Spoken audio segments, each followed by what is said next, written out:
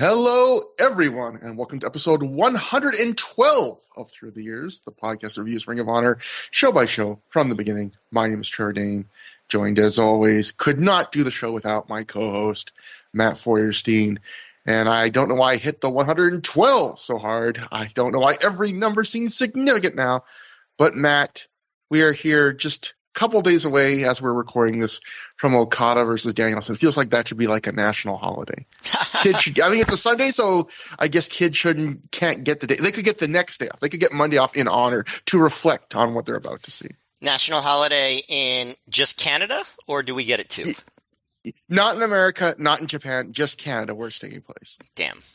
You know what? I'll give it to you. You earned it. You deserve it. We definitely don't deserve any sort of extra holidays here. We're bad people, Trevor. So I'm glad for you and your Canadian brethren and sisterin and non-binaryan. I don't know. What's the other equivalence of brethren? Slytherin. I don't. Yes, know. you and the Slytherins and the yeah, and the Hogwarts and the I don't know. What are the names of the different houses in Harry Potter? I've read one Harry Potter book like 20 years Gryffindor. ago. Never watched one. Gryffindor and Hufflepuff. Hufflepuff. That's what I got it. Ravensclaw. Is it problematic to even be referencing Harry Potter these days? I don't know. I don't know anymore. It's if that's what we got canceled. If that's what we got canceled for, man, you know what? It's been a good run. I mean, J.K. Rowling is awful, but I know a lot of people are conflicted with, still loving, like a lot of people about a lot of things are conflicted about loving the work and of a troublesome people. Thankfully, and all of your Canadian brethren in Slytherin are just as conflicted as you are. Thankfully, Matt, as a pro wrestling fan, we never have to go through this. Everyone is responsible for pro wrestling. Top-notch people. There's never been a problem in pro wrestling. Never been a single interpersonal issue that has taken up everybody's time and attention all day, at least once a month. Never. It fills my every waking thought, Matt. But I will take a few-hour break to cover something else that deserves a few of my waking thoughts, which is the show we're covering today, which is Time to Man Up. It took place August 4th, 2006, at the Sports Plus Entertainment Center in Lake Grove, New York, in front of a reported crowd of 650 fans. I thought this was a little bit interesting because I looked up what the Observer reported the attendance of the last time they went to the Sports Plus, and it was the same 650, and that was the show built around Christian's, first ever ring, and what would turn out to be one of only two matches he would ever have in Ring of Honor. So it's interesting that this card, which is basically built around, you get to see Kenta in the market for the first time, and Joe and AJ Styles did basically, it sounds like the exact same. So yeah, it's funny. It's funny because Shane Hagedorn has mentioned on an honorable mention that for some reason Gabe seemed to think of Long Island as the TNA market, like you had to cater to the TNA fans in Long Island without, I don't know what the evidence was to support that. Maybe there was, maybe there wasn't. But I will say this. Whatever fans Christian drew in May for How We Roll seemed worse than the fans on this show, because this crowd, while certainly not one of the best Ring of Honor crowds, man, it was nothing like that last Long Island show, which was just a weird crowd that killed the atmosphere of the show. This was not that. So I don't know if it was Carino might disagree with you. Who might disagree? Yeah, Steve Carino might, but also he was probably planning that, and he was not. Yeah. I bet he had not seen How We Roll, so he did not have that point of comparison to realize this was not nearly as bad. Occasionally, we've had we'll come with we'll figure out something when we do the podcast. We'll be like, well, what was that or something? And occasionally a listener will then directly tweet the wrestler involved and ask them, please do not tweet Steve Carino and ask, has he ever seen How We Roll? That's a question that does not need answers. Well, now you've just guaranteed that somebody's going to do it. That somebody may be me. But I feel like I can answer that question, Trevor. I feel like I know the answer. The funny fact, or fun fact. I don't know. Could be either one. This was the second of two shows that my dad accompanied me. So I have a couple of dad anecdotes. Nothing too crazy. I don't want to oversell it, but a couple that you might enjoy if you continue to listen to this episode. This is awesome. But I don't know if we've ever covered this, Matt, but in general, like, did your dad, I don't think your dad was particularly a wrestling fan, was he? But like, did he get a kick out of attending this wild world, or was he just more like, gotta keep tabs on the kid to see he's not going down the wrong path, like I fear? Well, I mean, I think this all confirmed that I was going down the wrong path, but no, yeah, he definitely is somebody who, while would never go out of his way to watch wrestling, could get a kick out of it, yes, and indulge me. I mean, listen, that guy indulged me so much in my childhood as far as the wrestling stuff, because, let me get all those pay-per-views and rent all those videos and get those video games and talk about it all the time. Yeah, so listen, he was probably too supportive of my wrestling fan hobby.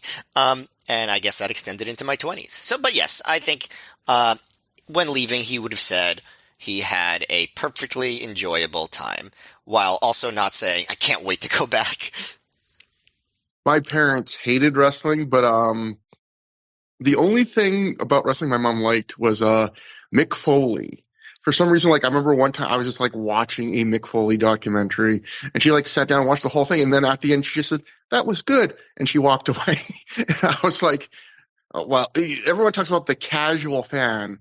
Mick Foley has at least one casual fan, apparently, because my mom hates wrestling otherwise. But yeah, well, my dad always had a soft spot for Mick Foley too, because the very first wrestling show he took me to was a small indie show at the gymnasium at the Staten Island JCC in 1991, and it was main evented by Cactus Jack versus Sunny Beach. And I a few years ago, I actually found the video of that match on YouTube and tweeted it out, because I had not seen that match since it happened. It was actually a pretty good match, pretty violent, for a indie show, like, in a brightly lit gym, like Cactus Jack bladed, like it was the real deal. Like so that was quite a way to start my live wrestling going experience in a gym. The other person my dad always liked, especially in this era, was Samoa Joe. Every time I told him I was going to an ROH show, he's like, "Oh, is Samoa Joe gonna fight? Did Samoa Joe fight?" So I think he'll be happy to know that Samoa Joe is still fighting. That's kind of adorable. I just picture like you going every time you come home. Did Samoa Joe fight? Dad, I didn't even go to a wrestling show. Yes. Did he? But fight Joe, fight. Speaking of Samoa Joe, we open with Backstage with Samoa Joe. He says ROH is a company of firsts. 3 years ago, ROH was the company who thought to put him and AJ Styles in the ring together against each other. And the announcers will talk about this later. This is, in fact, true, that ROH was the very first company to book them in a singles match against each other. Joe says on that night 3 years ago, he was victorious. And here they are 3 years later doing it again. Joe puts over AJ, but then he says when it comes to the most violent, direct, brutal man in this company, that honor has always gone to Joe. Joe says tonight AJ will find that not much has changed at all in the last 3 years. And then he moves on to Bryan Danielson's challenging him, so to speak. They already have the match key up the next night after this show, but he says if Danielson has any balls at all, he's going to look him in the eye tonight and have a few words with him ahead of their world title match tomorrow. Solid extreme close-up promo by Joe. I mean, it was nothing too fancy, but I did appreciate that they kind of went the sentimentality route with the Joe versus AJ match, because, they had basically been for a year having very, very noteworthy matches in TNA, and their ROH matches had always been a tad less noteworthy, but it's good that they were referencing their history and, bringing up all the feelings about this match. Yeah. We go elsewhere backstage to eavesdrop on Lacey, who is on her phone flirting with someone, talking about how they had such a good time the other night. She catches that the camera is watching her. She gets mad. And from behind the camera, we can hear the voice of Booker Gabe Sapolsky reminding her that, she has a promo to do now. She says she can't right now. She's busy. Get out of her face. Storms away. So we'll get more of this hot storyline later in the night. But that brings us to our opener, a non-title match. Bryan Danielson defeats Jack Evans via submission in 13 minutes, 40 seconds, when he made him tap out to, I might say, the world's nastiest STF that I've ever seen. Matt, we've seen this match before. It's fun. It's obviously they're both from the Pacific Northwest, but you couldn't find two wrestlers maybe in some ways that are more different than these two. What'd you think about this one this time? Well, this was a much more competitive match than the first one, which, on the downside made it a bit less unique and memorable. But I would say it was still pretty well done because, these guys are both great. And, the crowd was fine. Again, it probably would have been better in front of like a really hot crowd, but they were fine. They did what they needed to do. So I can't complain about Long Island too much. It starts off in a fun way because Jack right off the bat looks at the camera and says, Brian is so afraid of him, he won't even put the title on the line. And that's what you call a punk. And Danielson, he does a backflip into the ring and then flips off Jack, and then that prompts a "you got served" chant, which Jack Evans is just incredulous about. He's like, I got served from that? That wasn't served? Like, he just got so upset. He was in full, 2005 Jack Evans mode here, just, way more animated, messing with the crowd, all that stuff, and doing a bit more breakdancing than he's been doing in a while. So he was kind of reverting back to an older version of Jack Evans, which I appreciated. And the crowd prompts Danielson to dance after that, and he teases it, but of course stops himself and gives the crowd the finger. Jared David at one point says that he's seen Jack do moonsaults off the roof of Burger King's, which is extremely specific, so I believe it. I was going to say, I wrote my notes, that's too specific to be a lie. Yeah, but I know, Trevor, based on questionings and inquiry that you've had through the years on this podcast, you want to know if he's ever done one off of Wendy's. That is some early through the years reference. You have to have been basically a completionist fan from the beginning to get that reference, and we're not going to explain it. I don't know if anytime Brian Kendrick showed up on these podcasts, you referenced it at some point. I promise. Oh. Yeah. Well, he still hasn't been on. Okay, that makes. God damn it, I referenced it too much. Well, anyway, Wendy's. But yeah, so Evans does do some offense. He grounds Danielson, he slaps him, which makes Danielson get very aggressive. Jack, he gets a spin kick, does his double knees, lands the backflip, handspring, elbow, and missile dropkick, and gets a 2 count. And at that point, I wrote, he's already got more offense than he has in the entire previous match from Survival of the Fittest. But then Danielson starts going after the leg, stands on his neck, does his multiple body slam attack, gets a few 2 counts with basic offense, body slams, drop kicks, does another real bendy Jack stretch by putting Jack's head and legs together. Catches a drop kick attempt and slingshots Jack, but Jack lands on the middle rope and springboards into a backflip elbow. And then Jack hits a springboard 450 to the outside, hits a springboard 540 kick on the way back in for 2, and an inverted Falcon Arrow type of thing. So a lot of offense from Jack here. He goes right for the 630, but Danielson crotches him, hits the superplex. Goes for the cattle mutilation. Jack's able to make the ropes. Danielson falls to the floor after charging Jack, so Jack hits a knee off the apron, which is actually a Danielson move now. But I don't think he was doing it at this point. I'm trying to think if I remember him doing the running knee off the apron back then. I don't think so, right? Probably not, because is that just an extension of when he started doing the Kenta knee in the ring, maybe? Yeah, maybe. Because if so, that would definitely date it. I'm not sure. Yeah, I'm trying to remember when he started doing the apron knee. But Jack Evans does it here. He goes for the Sasuke special. Danielson moves, throws him back in the ring, does the airplane spin. Then he just puts Evans down, hits the roaring elbow, does the crazy STF that you were talking about, where he pulls Jack all the way back and gets him to tap. Prazak calls the STF Joe's trademark move. I know Joe does the STF, but I don't think he ever really finishes with it, so I think it's weird to refer to that as Joe's trademark, but, I guess whatever they could do to build up the match. So, I think that if they really wanted to have a great match, they probably could have had a really great match. But both times they have not chosen to do that. They've tried to go the more unique route. This was the less unique of the two, so I'd say this was the lesser match of the two. But probably from a technical standpoint, it was better than the first one. So, yeah, I guess you could get, you have it both ways. I still prefer their first match, but this was quite enjoyable. Yeah, I have to think that. I mean, I don't know anything about this, but my guess would be with Danielson doing a 60-minute book to do a 60-minute match the next night, they probably thought, you know what? Like, because Brian at this point has like no feud or anything with Jack Evans, so I have to imagine it was just this idea of, you know what, this is going to be a match where it's probably not going to be that physically demanding for Brian to work a Jack Evans match, where kind of clowns on him, takes a few spots, and we don't have to risk much, but. We've seen Jack Bryan before, like we both mentioned. This was more of it, and as always, it's fun. It's neat to see two guys that are so different coexisting, and you get a lot of what you expect, what you've seen before from these two. Like I think, did a good job going over like the bit that's changed, where Jack has risen in stature a little bit post Dragon Gate, where he does stand up for himself a little bit more. He gets a little bit more offense, when he slaps Danielson when Danielson slaps him, like it's more of a progression, this match, than like a whole new match. It's more of just, it's Jack Evans is a little more competitive. Maybe if these guys wrestled each other every 2 years for a decade, they could have worked a storyline where eventually Jack is even with Bryan Danielson, but probably not, because Bryan Danielson is Bryan Danielson. And yeah, there was that moment you talked about where, Jack Evans gets his hit.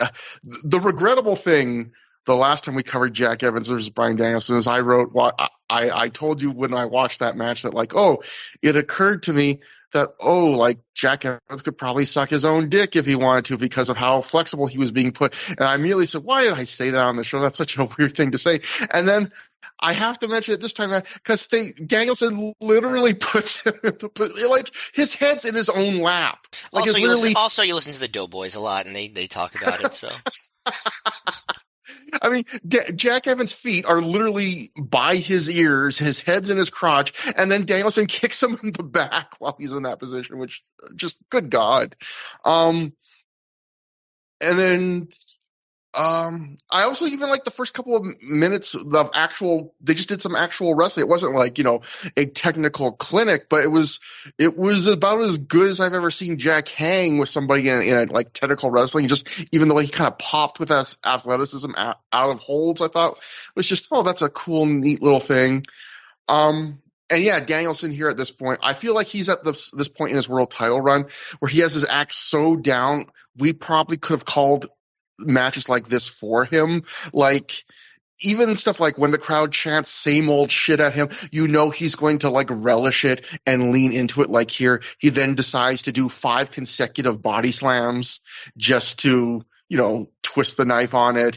The fact that now he will always do a move where you expect him to go I have till 5 referee, but he never does it the first time. He always holds off till later in the match. Like he's very got this current iteration of the gimmick down.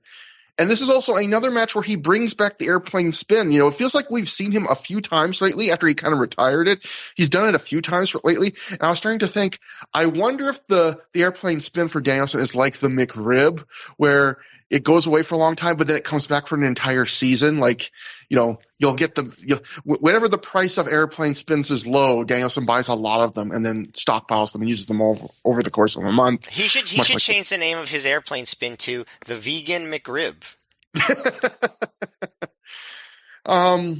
Would be worse than the real McRib. That's right. I said it. I was going to say, what if they just do Danielson versus Okada and they watch this match beforehand and they're just like, let's just do this. Let's just do a carbon copy of all of this match with Okada playing Jack Evans. He does the hand spring to the outside, all that stuff. I was just talking to someone the other day in DMs, apparently talks to Danielson. We should say, could you please tell Bryan Danielson that he has to do an airplane spin against Okada in the main event of Forbidden Door? Like, I have a feeling do it. Text this person right now. I'm not going to do this. I'm not going to do this. But I mean, you have to think that would kind of appeal to Bryan Danielson, because I feel like Danielson's one of those guys that likes to zig when people expect him to zag. I bet you could sell it to Danielson. Like, everyone thinks it's going to be this brutal, super serious match, like, and not that you shouldn't have that, but what if you just put a goddamn airplane spin in the middle of this? Like, what if you did that? Like, I would think that Danielson would be so apt to think like that even if there is an airplane spin on the match, in the match on Sunday, unless he specifically says, "This is for you, Trevor," I will assume that he did not get that idea from us and he was just going to do it anyway Yeah, because absolutely. that's Danielson's style. Yeah, so I But agree. please, someone tell Danielson at some point in the match to say, "This is for you, Trevor," and do an airplane spin.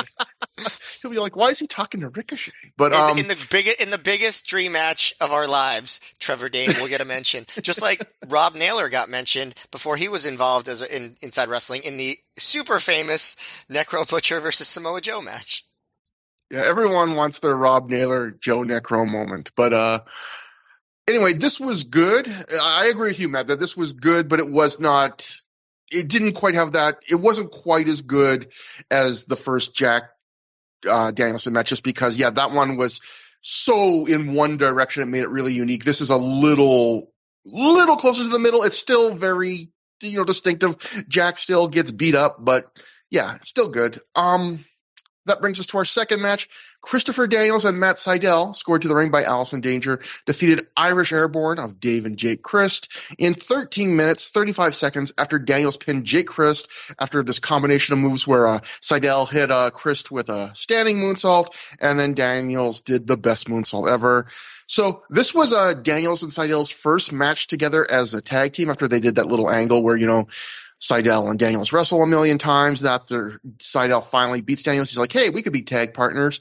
And so I wrote my notes. This is the first match they've ever had together in Ring of Honor as a tag team, and it's also the only one they need to wrestle before Ring of Honor gave them a tag title shot later this same month. So again, that shows you how thin the tag division in 2006 Ring of Honor was at this point, where it was like, you win one match, you're already in line because we don't have teams. You're brand new, but we need you right now. But you know what's funny? You say it was thin, but it's still probably one of the deepest it's ever been at this point. Like in all the time we've been reviewing it, they have not ever really had a deep tag division. I'm trying to think of when it would have been at its deepest by this point. Maybe 2004. Oh, I don't even know. There were times where there were more low-level teams like the Ring Crew Express, Carnage Crew, right, guys like that. But in terms of like top-level teams where Ring of Honor would be confident like putting them in a semi or main, yeah, you're probably right, actually. Yeah.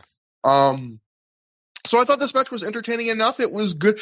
Get ready to me to say good on the patented Trevor Dame average, above average, good, very good, great level of ranking matches. A lot of goods on this show, like a ton of them, 3.25 to 3.5 star matches, in my opinion. We'll see if Matt agrees or disagrees. But I will also say something feels a little bit off about this. In terms of structure, it's pretty standard. Most of the match is each side having one guy having a longish sequence where they're isolated, and then we get that back and forth final minutes where everyone's in trading spots. But there's something here that just felt a slight bit hitchy to me in a lot of the movements, guys, that are just a little awkward in terms of positioning or having to wait an extra second to figure out what's going on. And it has also one of my huge pet peeves, and we'll get to, there's another pet peeve of mine on the show, two Trevor Dame pet peeves, but this one, which is guys tagging back in after they just tagged out, after they were being isolated for minutes on end, which I actually think you expressed that pet peeve more than me, so I shouldn't say this is one of my pet peeves. This is me. It's a Matt pet peeve that I borrow from time to time. An official ThROH The Years pet peeve. But this match is all action. It's not a show-stealing breakneck pace, but there's no slow bits, nothing really on the mat even. It's just moves, lots of quick tags between partners, double teams. It does feel a little bit exhibition-y in the sense that it doesn't really feel like it tells a story more than, hey, this is the part of the match where it's time for your team to do all your cool offense. This is the part of the match where it's our time to do all our offense, and then we'll figure out something to do on the finish. And also, it was a match where I was watching, I was feeling like Irish Airborne continued to be fine in this run, but I was also like, this was the match where I was kind of like, you know what? When they get phased out, I'm not going to miss them. Not to sound harsh, but it's just like, a lot of their offense is kind of neat, but it also borders on kind of too cute just for cuteness sake, like without being that cool, like just extra springboards and flips, and doesn't really, a lot of times their moves don't really look that impactful. And then on the other side, I thought Sydal continues to look really good in his execution. I thought Daniels here, he's used to so many matches where he's kind of the guy that's slowing things down and taking it to the mat for a while. I thought he did really well of kind of just, this was a match where there really was no slow bits. It was more just spots, and he was perfectly comfortable back in that role too. So overall, good match, probably a tiny bit better than all my nit picks make it sound, and certainly for a second from the bottom match, good enough. I think you like this a little bit more than me. I thought it was mostly just okay, mainly for the quibbles that you had. Like, I think Irish Airborne just was, I don't know, they just didn't have the smoothness down to keep up with Seidel and Daniels in this type of match. I do enjoy their like wacky arm drags and stuff that they do at the beginning, and I enjoyed the beginning, and I thought the finish was very good. The last couple spots, but there was like just some moments in the beginning, like this weak double team neck breaker that they did on Daniels. There was just like a kind of a messed up double teaming with like over on Seidel, like just I don't know. There was just something off about a lot of the middle of the match. There was Dave did this like rolling senton from the apron, and then he rolls right into a cabrada from the other side of the ring, which was very conceptually impressive, but the execution was just off to the point where, maybe shouldn't be going for stuff like that just yet. I don't know. I really did like the finish a lot. So that elevated the match, but I still think it was just okay. I'm definitely conflicted about Irish Airborne, but I know they're only going to be around for like another month at this point. No, I think they wrestle until a few months into 2007. They don't win much sporadically then, because I don't think they come to the East Coast much anymore after maybe after this period. You're thinking of Young Live, Matt. You're thinking of his sake, that Matt, who buys the tickets and attends to the shows in his area, will not have to see much more Irish Airborne. But we will have to see a fair bit more. But we go backstage to Nigel McGuinness, who reminds us that he's still the Ring of Honor Pure Champion, even if Danielson beat him recently. He's still the best champion in ROH, period, no matter what anybody says. Nigel, who's been calling, Danielson a clubfoot clam digger for so many shows now, debuts a brand new nickname for Danielson, calling him a window licker. So maybe he's a big Aphex Twin fan. And he says he doesn't need to resort to cheap tactics like this, going under a ring and winning with a small package like Danielson did against him. He says tonight, he's going to kick Danielson's ass, that wanker. Or Delirious's ass, that wanker. I'm sure he thinks Danielson's a wanker too. Nigel ends by saying that while Bryan claims to be the number one contender to the Pure title now, Nigel still thinks he's the number one contender to the World title. And when he beats Bryan, he's going to unify the belts. So we're full steam ahead on pushing towards that. They've done a great job setting up the unification match and the pretense for it and all that.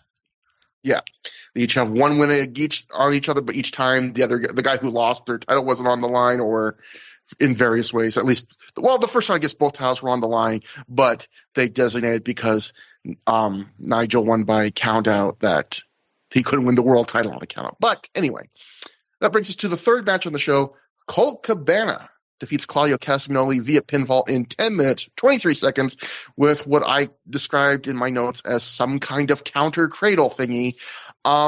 Before the match, Cabana gets on the mic. He tells Claudio that he's going to give Claudio the benefit of the doubt, that he's no longer hanging out with those CZW jerk-offs, and that he's now a ROH contracted wrestler, which means he's one of the best wrestlers in the world. Colt says, I want a perfectly contested, good wrestling match, and I'd like to have one with you, Claudio. He offers a hand. They actually shake hands. Colt puts the mic away, and then in a funny little moment, the bell rings, and then Colt realizes, I forgot to say something. He grabs the mic again, and he says, I'm still going to beat you, though. And then puts the mic away. So I thought that was a little cute moment. But, Matt, was the match a little cute moment or something different? Well, first of all, I find it amusing how many Claudio matches over the past few months they've had to, explain why it's going to be a wrestling match. Like they did that with Joe. I feel like there was another match where they did it, too. And, then they also actually had one with Daniels and Whitmer, too, where it's like, yeah, we're just going to have a wrestling match, and here's why. It's just interesting. But like you said, it's that obsession that Gabe had with explaining in detail, and you can't fault him for that, right?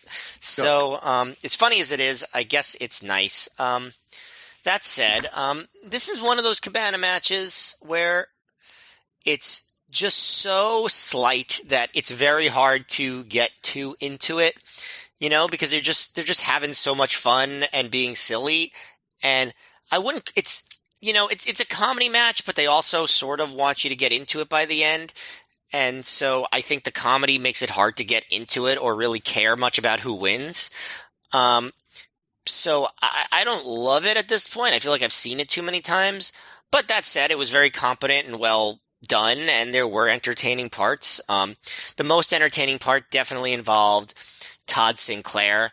You know, there's a spot early where like Claudio's on the mat and he does a head vice and won't let go. And so like Sinclair checks on it. Cabana's like standing up and Claudio's on his back on the mat with his legs around Cabana's head. And somehow Cabana gets Sinclair's arm caught between Claudio's legs and Sinclair gets flipped over as Colt escapes. And so, you know, Sinclair's always game to do these comedy spots. And actually, he does a good job selling the arm as he continues officiating. He keeps like looking at it and shaking it off and stuff. But so, you know, they start with the British wacky reversals, move into more mat-based stuff, do a lot of these, you know, reversals. And, you know, there's a thing where Claudio baits Colt in by offering a handshake, then starts attacking with strikes. At some point, they're on the outside, and a fan yells, "Eat something, Claudio!" And I'm just like, "Are you trying to imply that Claudio Castagnoli, of all people, is too skinny?"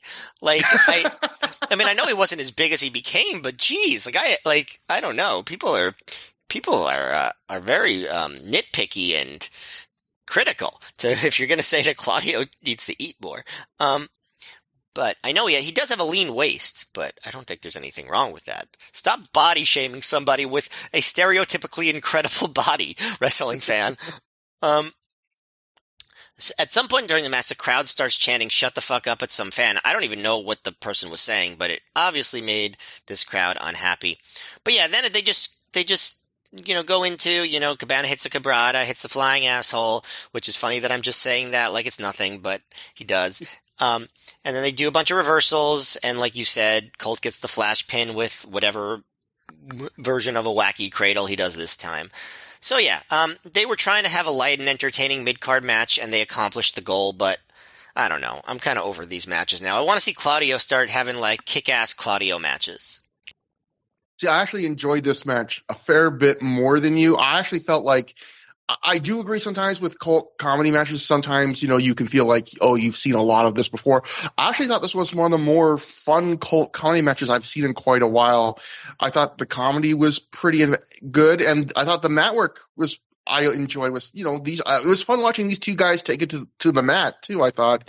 You know, the comedy has some spots you don't see as often from Colt and ROH. I'm sure nothing is completely original, but like you mentioned, the spot where Todd Sinclair gets caught, you know, in the submission, and then Colt like sneaks away and plays the role of the ref and does the 5 count for Claudio to release it, the hold on Todd Sinclair. Thought that's funny. You know, that moment where, you know, I've seen Colt do this before, but not too often, where he does the alternating which arm he raises to kick out, and then he lines it up so he can quote unquote accidentally nut shut Claudio. I thought the mat work again. I like the mat work. I thought that was you know, these guys are adept at it, and I was kind of thinking watching this match, like, for some reason it feels like more impressive to me when I see like either taller people or like thicker people do mat work than like average or small people. And then I thought, well, is that actually more impressive? Like, is it easier to do mat work if you're like gangly? Is it tougher? I know at least if you're thicker, it's probably more difficult to do some mat work things, because I remember as a kid, the things you get obsessed with as a child wrestling fan. I mean, I remember for like weeks leading up to Bret Hart versus Yokozuna, I was like, how's Bret going to be able to get the sharpshooter on Yokozuna? Like, is it physically possible? And like, that just really concerned me. And so I know at least in some respects, some things being bigger makes it tougher. But for some reason I don't know, I was a little extra captivated by the mat work, even though it wasn't like crazy the best you've ever seen. But I do agree with you at the end where the match kind of actually goes down those last few minutes where they try and get more serious. A lot of times when I'm watching a comedy match, you're waiting for that like moment where they kind of flick the switch and go, okay, the comedy's over. Here's where the real match starts. I actually was a little disappointed when they flicked the switch, because I felt like the most fun part of the match was all the comedy and mat work. And when they decided to do like more moves, that's just Claudio focusing on Colt's arm. I mean, it's fine. And they only do it kind of pretty late in the match. But I was kind of like, this isn't as fun as the first part. But either way, I like this more than you, but definitely for people trying to gauge what you think, it's a Colt Cabana comedy match.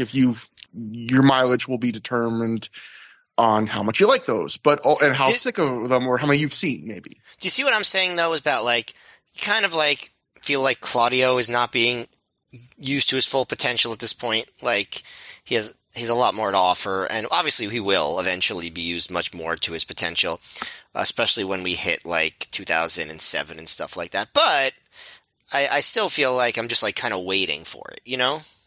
Yeah, and I do agree in the sense that I feel like Claudio was was a little bit better than I remembered on like the first babyface run as the Hey guy, and I think we both agree that when he turned heel, for whatever reason, this whole run, his in-ring performances have kind of lost something, and also he's been all involved in the CZW feud that's not playing to his strengths. And I could get your feeling of like we haven't seen Claudio just have like a good straight up wrestling match Not in probably quite a while where he really shines. Not probably since the Nigel match at Best in the World, back in March of 2006. That was probably the last like wrestling match that Claudio had where I was like, oh, this is damn good. And coincidentally, that was basically right before he turned heel and joined CZW. The other question that I have for you is, how impressed were you with the way that Bret Hart was able to get the sharpshooter on Yokozuna?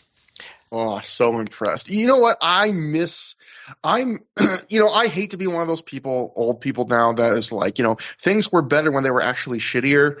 But like, I do miss like when my parents wouldn't buy me a pay-per-view, having to wait till like that week's Superstars to find out what happened. And then I just had to imagine it. And they would show you like a few still shots. They wouldn't even show you moving video. And there was no internet to see. And then I would have to wait like the months it would take for the copy of WrestleMania to show up at the video store. Like there is something, as much as I still enjoy wrestling and how much I like the convenience match. There is something I will never be as excited again for wrestling as a young Trevor Dame was, waiting months to see what it looks like for a large man to be put in the sharpshooter. I can sort of relate to that a little bit. Like, I was much more spoiled than you, I guess, in terms of being able to get the pay-per-views, especially, WWF. And then in certain eras, I would do more WCW, but mostly WWF. And, but, like I wouldn't get every promotion's pay-per-view. So it's kind of funny because, like, if there was a pay-per-view that I didn't see and I would just read recaps of, and this actually extended to even like this era when there were like ROH shows and Chicago or whatever that I didn't go to. And I would just like imagine what the show was like. It always sounded cooler, like even than what it would end up being when I finally saw it. Like there was just something about, even if I knew what happened, just reading the recaps, or even like if you got like the old like Pro Wrestling Illustrated or WWF magazine and saw the pictures, like you just like filled in the gaps in your mind. And sometimes actually seeing it would be like, oh, this wasn't as good as I realized. So I don't know. It's kind of interesting like that. There was just something about being, having that kind of, I don't know, a lack, I guess, of access that made things seem more special. And kind of to the same note, I as far as thinking things were better when they were shittier, and I know I'm not the only person like this. I miss the old days of TV pacing of wrestling when there wasn't that much wrestling and you kind of were deprived a little bit. And every show was just hyping up the big show. And that was definitely a thing that the WWF did back in the late 80s, early 90s, which is, the first wrestling I saw. And they always say, right, the first wrestling you saw has a big influence on what you like. And I just remember because those shows would just be like, completely, disposable squash matches. And then just like, backstage segments where they would just have promos and videos and graphics promoting the next big event, pay-per-view, WrestleMania, SummerSlam, whatever. And you would just get so hyped for that show because it was what everything was about. To the point now where it's like, I watch, or follow AEW a little bit, and there's a pay-per-view like Forbidden Door, which seems so much better than any show like ever on paper. But there's a big part of me that's just like, oh man, I wish that they just announced these matches sooner and just had like constant promos talking about them instead of all rushing it out in a few couple days. And I'm not even saying that would have been better, but it would hit me in the nostalgias to just get that like that old version of hype that, again, I don't even know if that would be more effective, but it is just. Yeah, I'm old. This is the last episode we're doing before I turn 40, Trevor. And my God. Yeah, so I feel like really nostalgic for I don't know, my my youth when things were less stressful and upsetting. So that's me just bearing my soul right now. But no, anyway, point is, I went on a bit of a tirade there, but I get what you're saying, Trevor, and I'm old. Those are my 2 points. You know, this show we probably it's probably going to be naturally a little bit shorter than some of our episodes. So I thought, you know what, we have time for a good off-topic tangent. And also, I will just say, as someone that's a little more than a year younger than you, when I turn 40, that'll be the end of the show because I expect to just have a midlife crisis and walk into the sea and disappear. Trevor, doing this podcast is our midlife crisis. Well, then I started it way too early because we've been doing this for over half a decade. Or we're gonna die young, one or the other. So yeah, okay. I'll have one random thing to get us back on track. Maybe one reason I like the Colt Cabana Claudio match more than you, other than I think you just laid out a good case for being disappointed that Claudio isn't having really great regular matches during this period of his Ring of Honor career. I like whenever Colt does the rare drop down in wrestling that actually works, where he literally drops down and his opponent just trips over him. Like that's one of those spots that I like probably more than 90% of people. I get a big kick out of the drop down that actually works. But next we join AJ Styles backstage. AJ, like Joe, notes that Ring of Honor was when they first met in a singles match. He says they've had great matches here before, but tonight is different. After tonight, AJ says he's leaving ROH for a couple of months, and he has to leave on a high note, which means beating Joe. I'll say right here, I'll let you guys know if you don't know your ROH history. By couple months, AJ means 7.5 years, because he won't be back till early 2014 after tonight. And it's funny because the way that they actually talk about it at the end, they do sort of talk about it like this. He's gone, like basically permanently or for a really long time. For some reason, AJ framed it differently here. So I don't know if they realized after the recording that he was going to be gone for longer than they thought, or if AJ just couldn't bear to say it himself. I don't know which. Yeah, I wonder if it was a thing of maybe they thought we don't want a hard goodbye because like maybe we'll book him in 6 months. And then, of course, in 2007 is when we have the really more definitive TNA ROH break where like everyone in TNA gets pulled. It's because ROH is doing pay-per-view, right? And they're we don't want to have our people on like a competitor's show. But yeah, so I was thinking maybe they were thinking in the back of their mind, like, we're not going to book him for the rest of 2006, but hey, we can't go too definitive because maybe in early 2007 we'll decide, hey, we can book AJ for one match, because that is something in way down the line they will do again for stuff like way after Homicide leaves, they'll bring him back. In fact, for Gabe's final shows with Ring of Honor, for a one-off, it is something they are willing to do. But either way, we get our ROH World Tag Team Title Ultimate Endurance match. Austin Aries and Roderick Strong, the champions, successfully defend their titles when they defeat Adam Pearce and BJ Whitmer, the Embassy of Jimmy Rave and Sal Renaro, and the Rottweilers of Homicide and Ricky Reyes in what Cage Match says is 34 minutes, 47 seconds. And usually for my times, I use Cage Match, but also when I rewatch the shows, I don't do the Green Lantern fan, have a stopwatch, but I try and keep a rough idea because occasionally Cage Match is wrong. And so for you listeners, I'll let you be smarter than Cage Match. I'll note Cage Match says this match is almost 35 minutes. It's really a little less than 20 minutes, at least on the DVD. I was like, whoa. I was shocked because I usually look at the Cage Match time first, and I was like, whoa, the match is already over. But anyway, the falls went like this. I am almost positive that it was not like 15 minutes longer than it was on the DVD. I'm almost positive they didn't just dramatically cut this match down.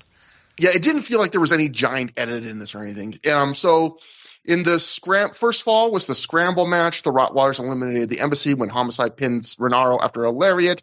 The second fall is the tap out submission fall. Adam Pearce and BJ Whitmer lost that fall, not via submission, but they were disqualified when Adam Pearce punched Homicide with a chain-wrapped fist in front of the referee. And then the final fall, just the regular tag match, Aries and Strong eliminated the Rottweilers when Aries and Strong double-pinned Homicide after Steve Corino hit the ring, hit Homicide with a roll of quarters.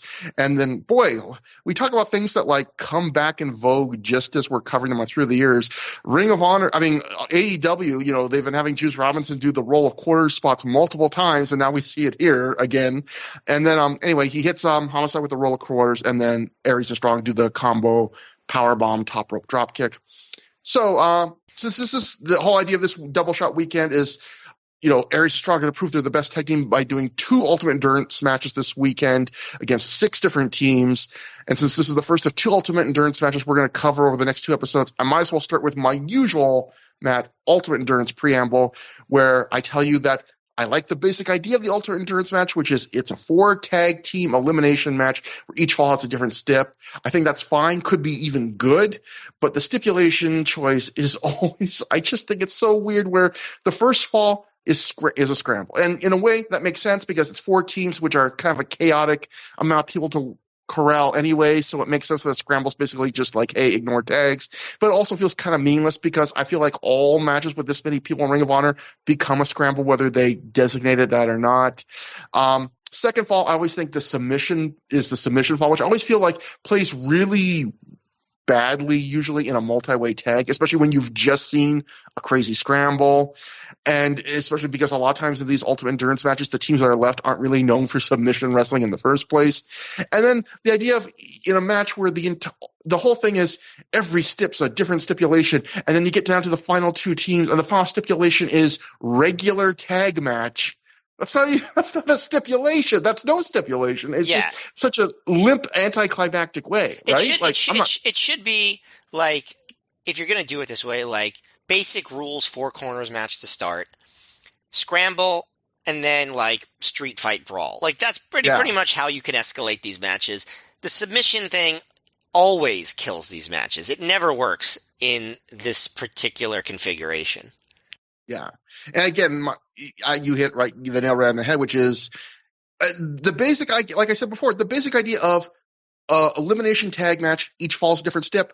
That can work. I mean, Austin and Triple H did the singles version of that, like the 3 stages of hell or whatever. It's just you got to pick better stipulations. But anyway, for this match, I would say the scramble's the best part, the first fall. It doesn't go very long, and you get that feeling that everyone, because they know it's not going long, is really racing to get some shit in, but in a fun way because of that. We even get a dive train where Roddy and Adam Pearce even take to the sky.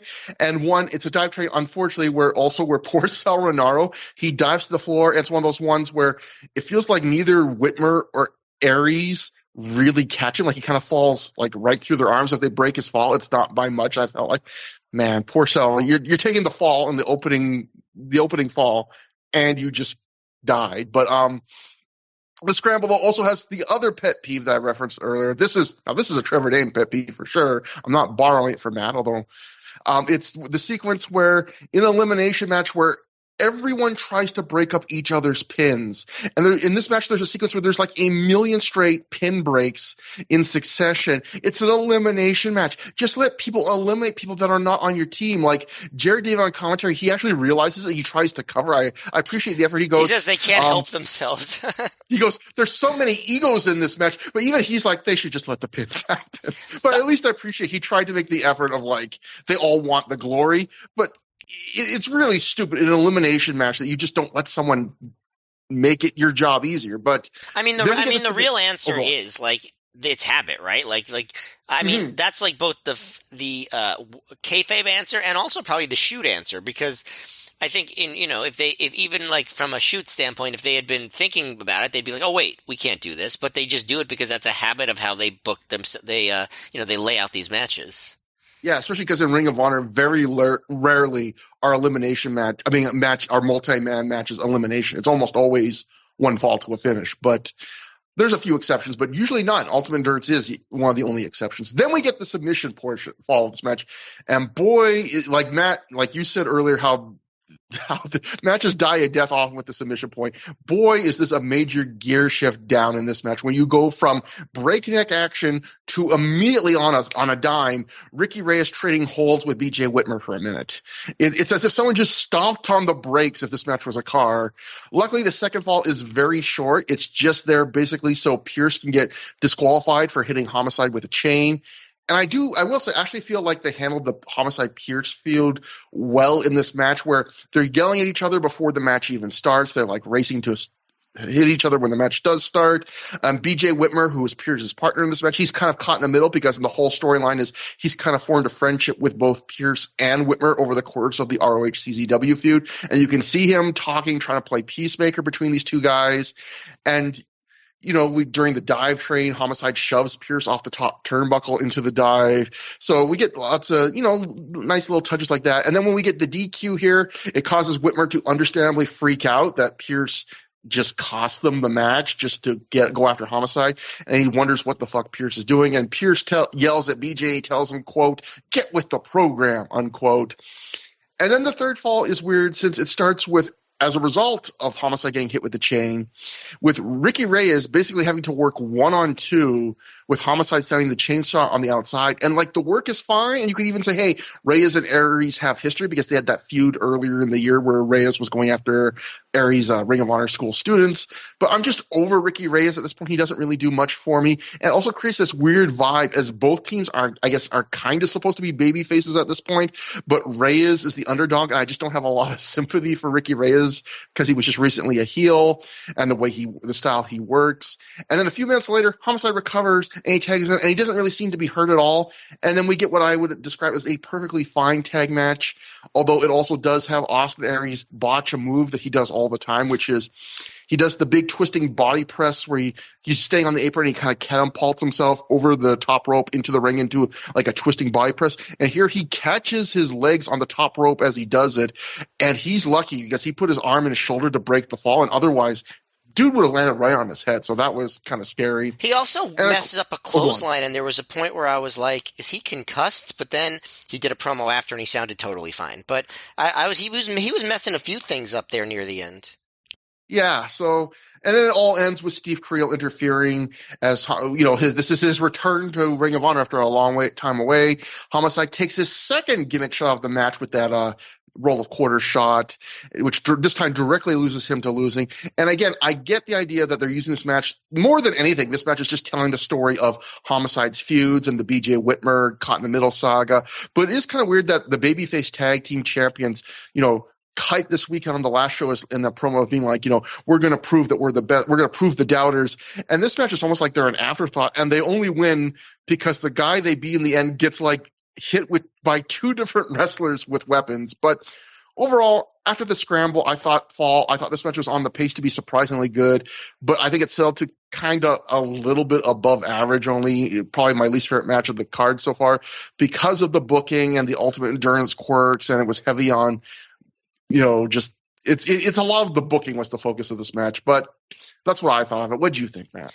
Yeah, I thought this was the low light of the show, period. Not just so far. I don't think anything that came after I thought was worse than this. Not that it was terrible or anything, but I really didn't like those last two falls. I just didn't work for me. I just thought the mix of characters, I think, didn't work. I think the thing I liked the most was the fact that at the beginning, Homicide and Pierce went at it hot and heavy to start. I thought it was the only logical way to start the match. I was happy when it happened because when Homicide came out, I was like, he seems too calm. He's just kind of tamely coming to the ring. He should be furious at Pierce. So I was very happy that when the match finally hit the ground running that they really went at it. But otherwise, there was just a lot of stuff I was disappointed with. I mean, there were cool moves in the scramble. Whitmer did a spinning head scissors to Strong, which you definitely don't see that from him often. And, Renaro's corkscrew plancha and stuff. And, referencing the last Long Island show where, with Smokes and Nana kind of going at it. And at one point, Whitmer was attacking Reyes, and Smokes yelled, "Cut your hair!" at him, which I was like, why do you care about his hair being long? But I was disappointed that the Embassy was in there for such a little amount of time because they are a great act, and they would have brought a lot more personality to the latter part of the match, but I guess it just wasn't the story they were telling. I would have liked to see more of the Embassy. I think the match would have been better had they been in there longer. On commentary, and also, I wonder if this is a consideration they mentioned, and I had forgotten this, that Jimmy Rave is wrestling with staples in his head because the week before was when he got brained by Ace Steel with the cowbell, remember? And legit concussed him, I think, and busted him open. So I could even see them we'll have to see what Jimmy Rave does the next night, but are they kind of going to baby him a little bit because Yeah, I don't remember. I know the report at the time was there was wondering like, is he even going to work this week? But he ends up working both shows. Yeah, I don't remember how much he did on the Fight of the Century, so I'll have to keep an eye on that Yeah. to see if that's the if that makes sense as the reason. And like I mentioned before, I do think that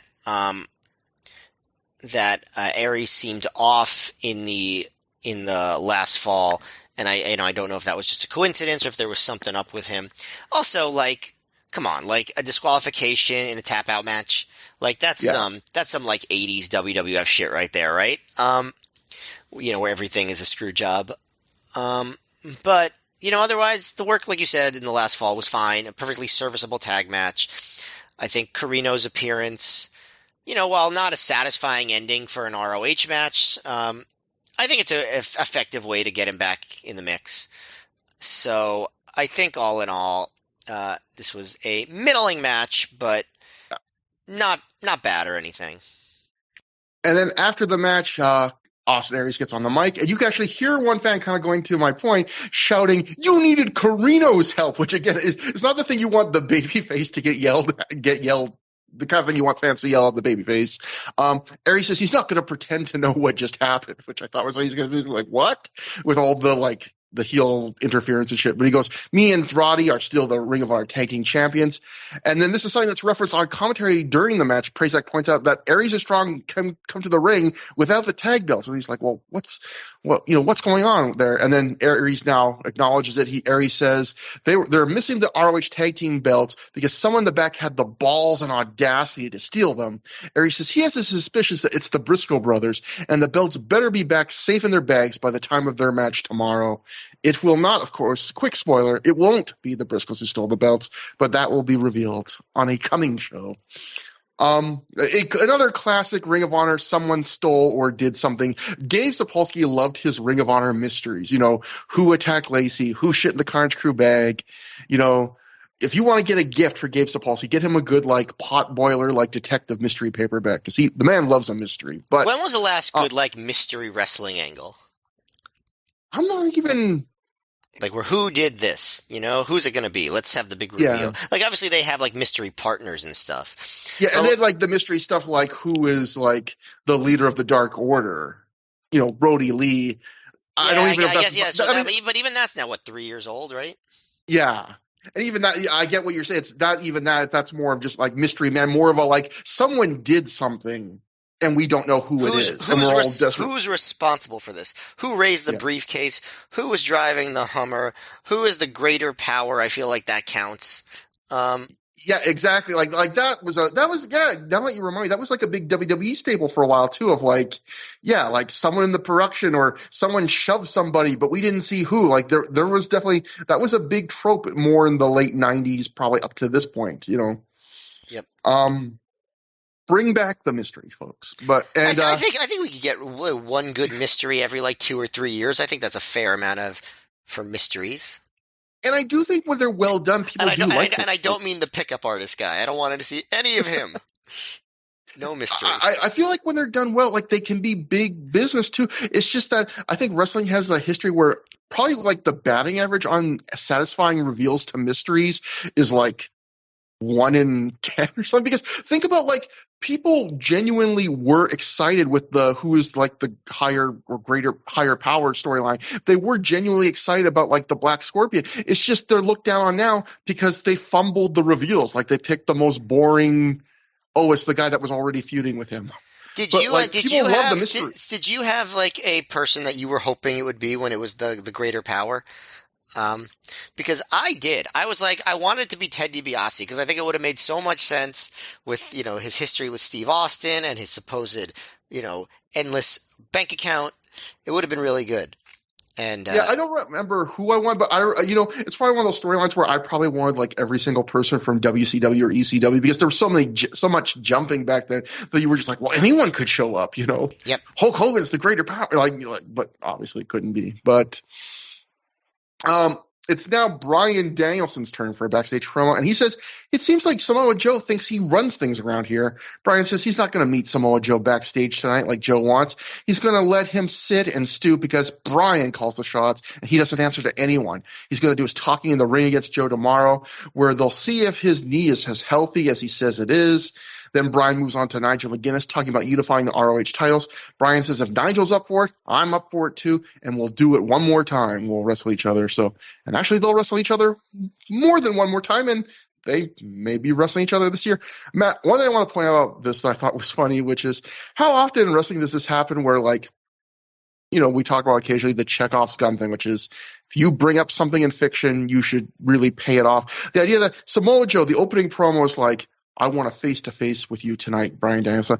And then Bryan Danielson's promo is basically saying, I'm not going to meet you tonight, Joe. And then at the end of the night, Joe basically is like, I'm disappointed that Bryan didn't want to face me. Like, nothing comes from it. It's just basically a guy. It's a very sedate kind of like, I want this. You can't have it. Oh, shit. Yeah, and it's not, and like the people live didn't even know about those promos, so it doesn't like add heat to the match either. Yeah. So I think like the build-up angle tonight is Samoa Joe wanted to talk to Bryan Danielson, and Danielson said no. That's the go-home angle. And Joe was like, "Oh man." Yeah. We go back to the ring where Steve Corino walks to the ring. He's interrupting what looks like what's going to be a Ring of Honor Students Dark match coming back from intermission. We just see one of the students in the ring, which is Alex Sugarfoot Payne. And Alex Payne takes exception to that, and to his credit, he stands up for himself. He interrupts Corino before Corino can cut a promo. And when Corino won't engage, he just ignores Payne. Payne actually lands a few punches on Corino, which surprised me, before Steve just takes him out with a back suplex and a Northern Lights bomb. He then screams, "Don't you know who I am?" And which causes a few fans to actually chant, "Who the fuck are you?" at Corino. And Corino snaps back, "Oh, wow, you guys came alive for once." And Corino says he's been sitting in his car for 2 hours outside the building, and this is the lamest ROH crowd he's ever seen. Yeah, how would he know then? I guess normally he's saying that the fans at Sport Plus get loud enough that he could hear them from out. I mean, from inside his car?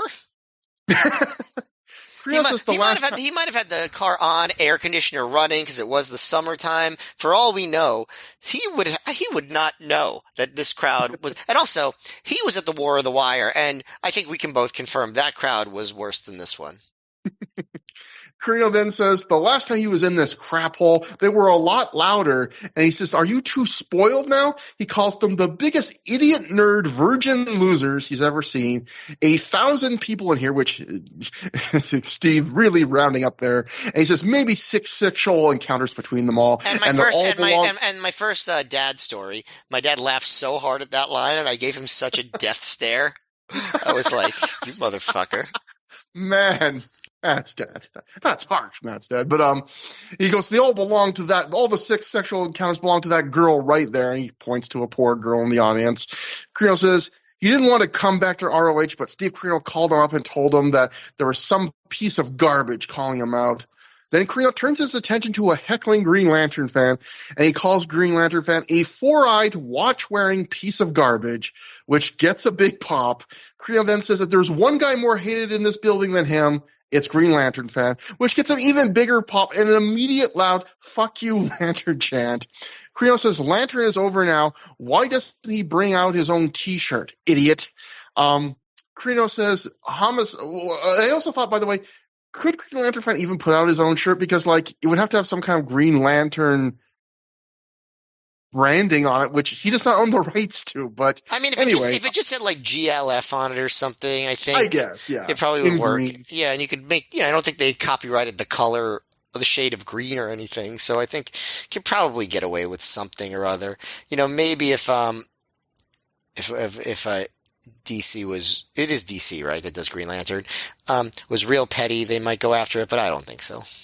So anyway, point is, Green Lantern fan, if you haven't already, there's still time to do it. Yeah, if anyone tried to sue me, you could just say the GLF stands for good luck, friend. But Corino calls homicide homicide, the low-hanging fruit there, and says we're all gay for him. Carino says Homicide's nowhere to be found, at which point Homicide immediately attacks Carino from the back, runs from the back, attacks him, but Adam Pearce is almost immediately comes out to save Carino. He and Carino proceed to beat down Homicide 2-on-1. Fans are basically immediately chanting for BJ Whitmer, so they know where this angle is going, and he quickly runs in, and BJ grabs the mic. He asks Pearce, what's he doing to Homicide? Homicide, like, helped us at Cage of Death. He helped us with that whole feud. And Pierce grabs the mic and says, I've never worked for any of the fans. I've only ever worked for one man, James E. Cornette. If Cornette gives me the order to destroy Homicide, that's exactly what I'm going to do. During this time period, Homicide's recovered, and he sneaks up behind Pierce and lays him out. And then we get a standoff between Homicide and Carino as Whitmer just kind of looks on, caught in the middle. They start to brawl, Homicide and Carino, and Homicide then, during the brawl, brings a chair into the ring. He throws it at Carino. Carino dodges it, goes to the floor. The crowd chants pussy at Carino. Carino and Pierce leave as Homicide grabs the mic and he says he guesses Carino is back in Ring of Honor. So thus begins another chapter, in their saga. He calls Carino a fat pig. Homicide tells Carino, this is my favorite point of the whole segment, Matt. Homicide tells Carino to tell Jim Cornette to suck his, and then he just pauses and he drops the mic instead of saying dick. And then Carino yells from the entranceway, you're not man enough to say it. And I just love the idea that like this is a feud between Carino and Homicide where in storyline at one point Homicide stabbed Carino in the eye with a fork. They've wrestled in barbed wire, all this stuff. He literally deafened him.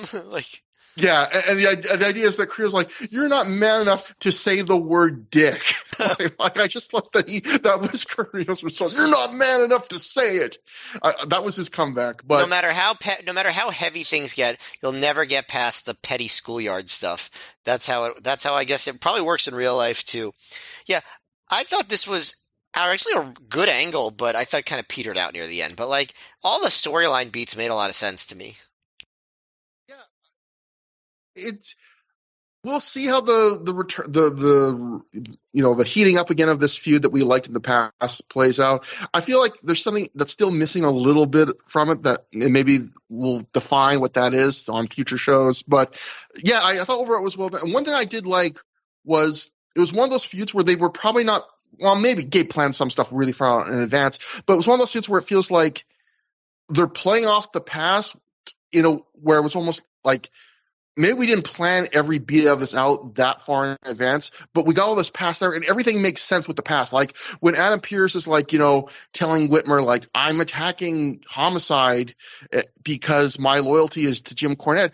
That's been well established. We had the whole point of Adam Pearce coming into Ring of Honor and kind of feuding with Cornette a little bit, and then Cornette, earning each other's respect, and then Cornette making Adam Pearce the designated interim commissioner when he was out with injury. So all that, there's real history there. It's not like all the motivations have been in place for a while that make sense. Same with the BJ Whitmer being caught in the middle. He legit did kind of form bonds with Pierce and Homicide, even back to they were continuing to push that with the War of the Wire 2 match where Homicide's in Whitmer's corner when he's facing Necro Butcher. All the motivations really work out here. But, TW Torch would write about this. Regarding Steve Carino's return to Ring of Honor, Gabe Sapolsky says, although he doesn't get along with Steve Carino, he finds him to be talented and believes there is great heat for the continuation of the Homicide Carino feud. Quote, well, Steve and I have always butted heads, but you can't deny his talent, he says. The heat is stronger than ever between Homicide and Carino after their last match in December where Homicide suffered that shoulder injury. So, as always, they're always doing that thing in the press where, Gabe always acknowledges, hey, me and Carino, we don't like each other, but we do what's best for business. Unfortunately, they couldn't do that with Low Key. But that brings us to the ROH Pure title match. Nigel McGuinness successfully defends the title when he defeats Delirious via ref stoppage in 17 minutes, 26 seconds when he makes him pass out in the cattle mutilation. So the second match on the show where someone wins by using a submission move of their opponent that they're about to face on a future show. Matt, before I get your opinions, I just want to point out something, which is Todd Sinclair, he always does the rules explanation for the pure matches before they start. I will just say this crowd, the crowd usually gets on Todd's case. They were fucking brutal to the point that I felt bad for them. The hecklers here, they're just yelling, they're so hateful. They're yelling straight, we don't care. We know the rules. Shut the fuck up. They're just being this was really This was definitely a Long Island moment for sure. But hopefully, Matt, one of your dad anecdotes is not that your dad was joining in with them. Yeah. What did you think about My this dad match? definitely would not be one of the people yelling, "We know the rules." Your dad's like, I brushed up on this on the internet. My son told me. Yeah. That would be a great thing to yell. My son already told me about this. He's just pointing to you as you are covering your face. Yeah. A spotlight shines on you. You're like, why is the spotlight guy focusing on us? Yeah, I like this match a lot more than I remembered. I think they did a lot of clever stuff. First of all, the gimmick at the beginning is that Delirious is too dumb to understand the rules, which I enjoyed very much. He kept using rope breaks off of a front face lock and gets really confused. He does another one off a hammer lock. And then he tries to maneuver out of an armbar. He's like, I'm not going to do it. And then he just forgets again and uses his third rope break after a minute after the second one. So I really enjoyed the first few minutes. And so then the next, element is Nigel sort of showing how it's done, getting out of a bunch of holds without using rope breaks. But then eventually he does a couple rope breaks by mistake too. So the whole thing is oh, I'm too smart for this. But then Delirious gets him to waste 2 rope breaks, just breaking, getting out of off of a wrist lock. And the ref's still counting it when he's like, no, that was a mistake. So it's Delirious was dumb, and then Nigel was I'm clever, but then it turns out that Nigel is also dumb. So I really enjoyed that. Then Nigel starts hitting lariats, and Delirious hits a leaping lariat of his own, and they get more into the hard-hitting stuff. There was a spot, they actually, considering that it was a kind of longish match, the pace never gets that slow.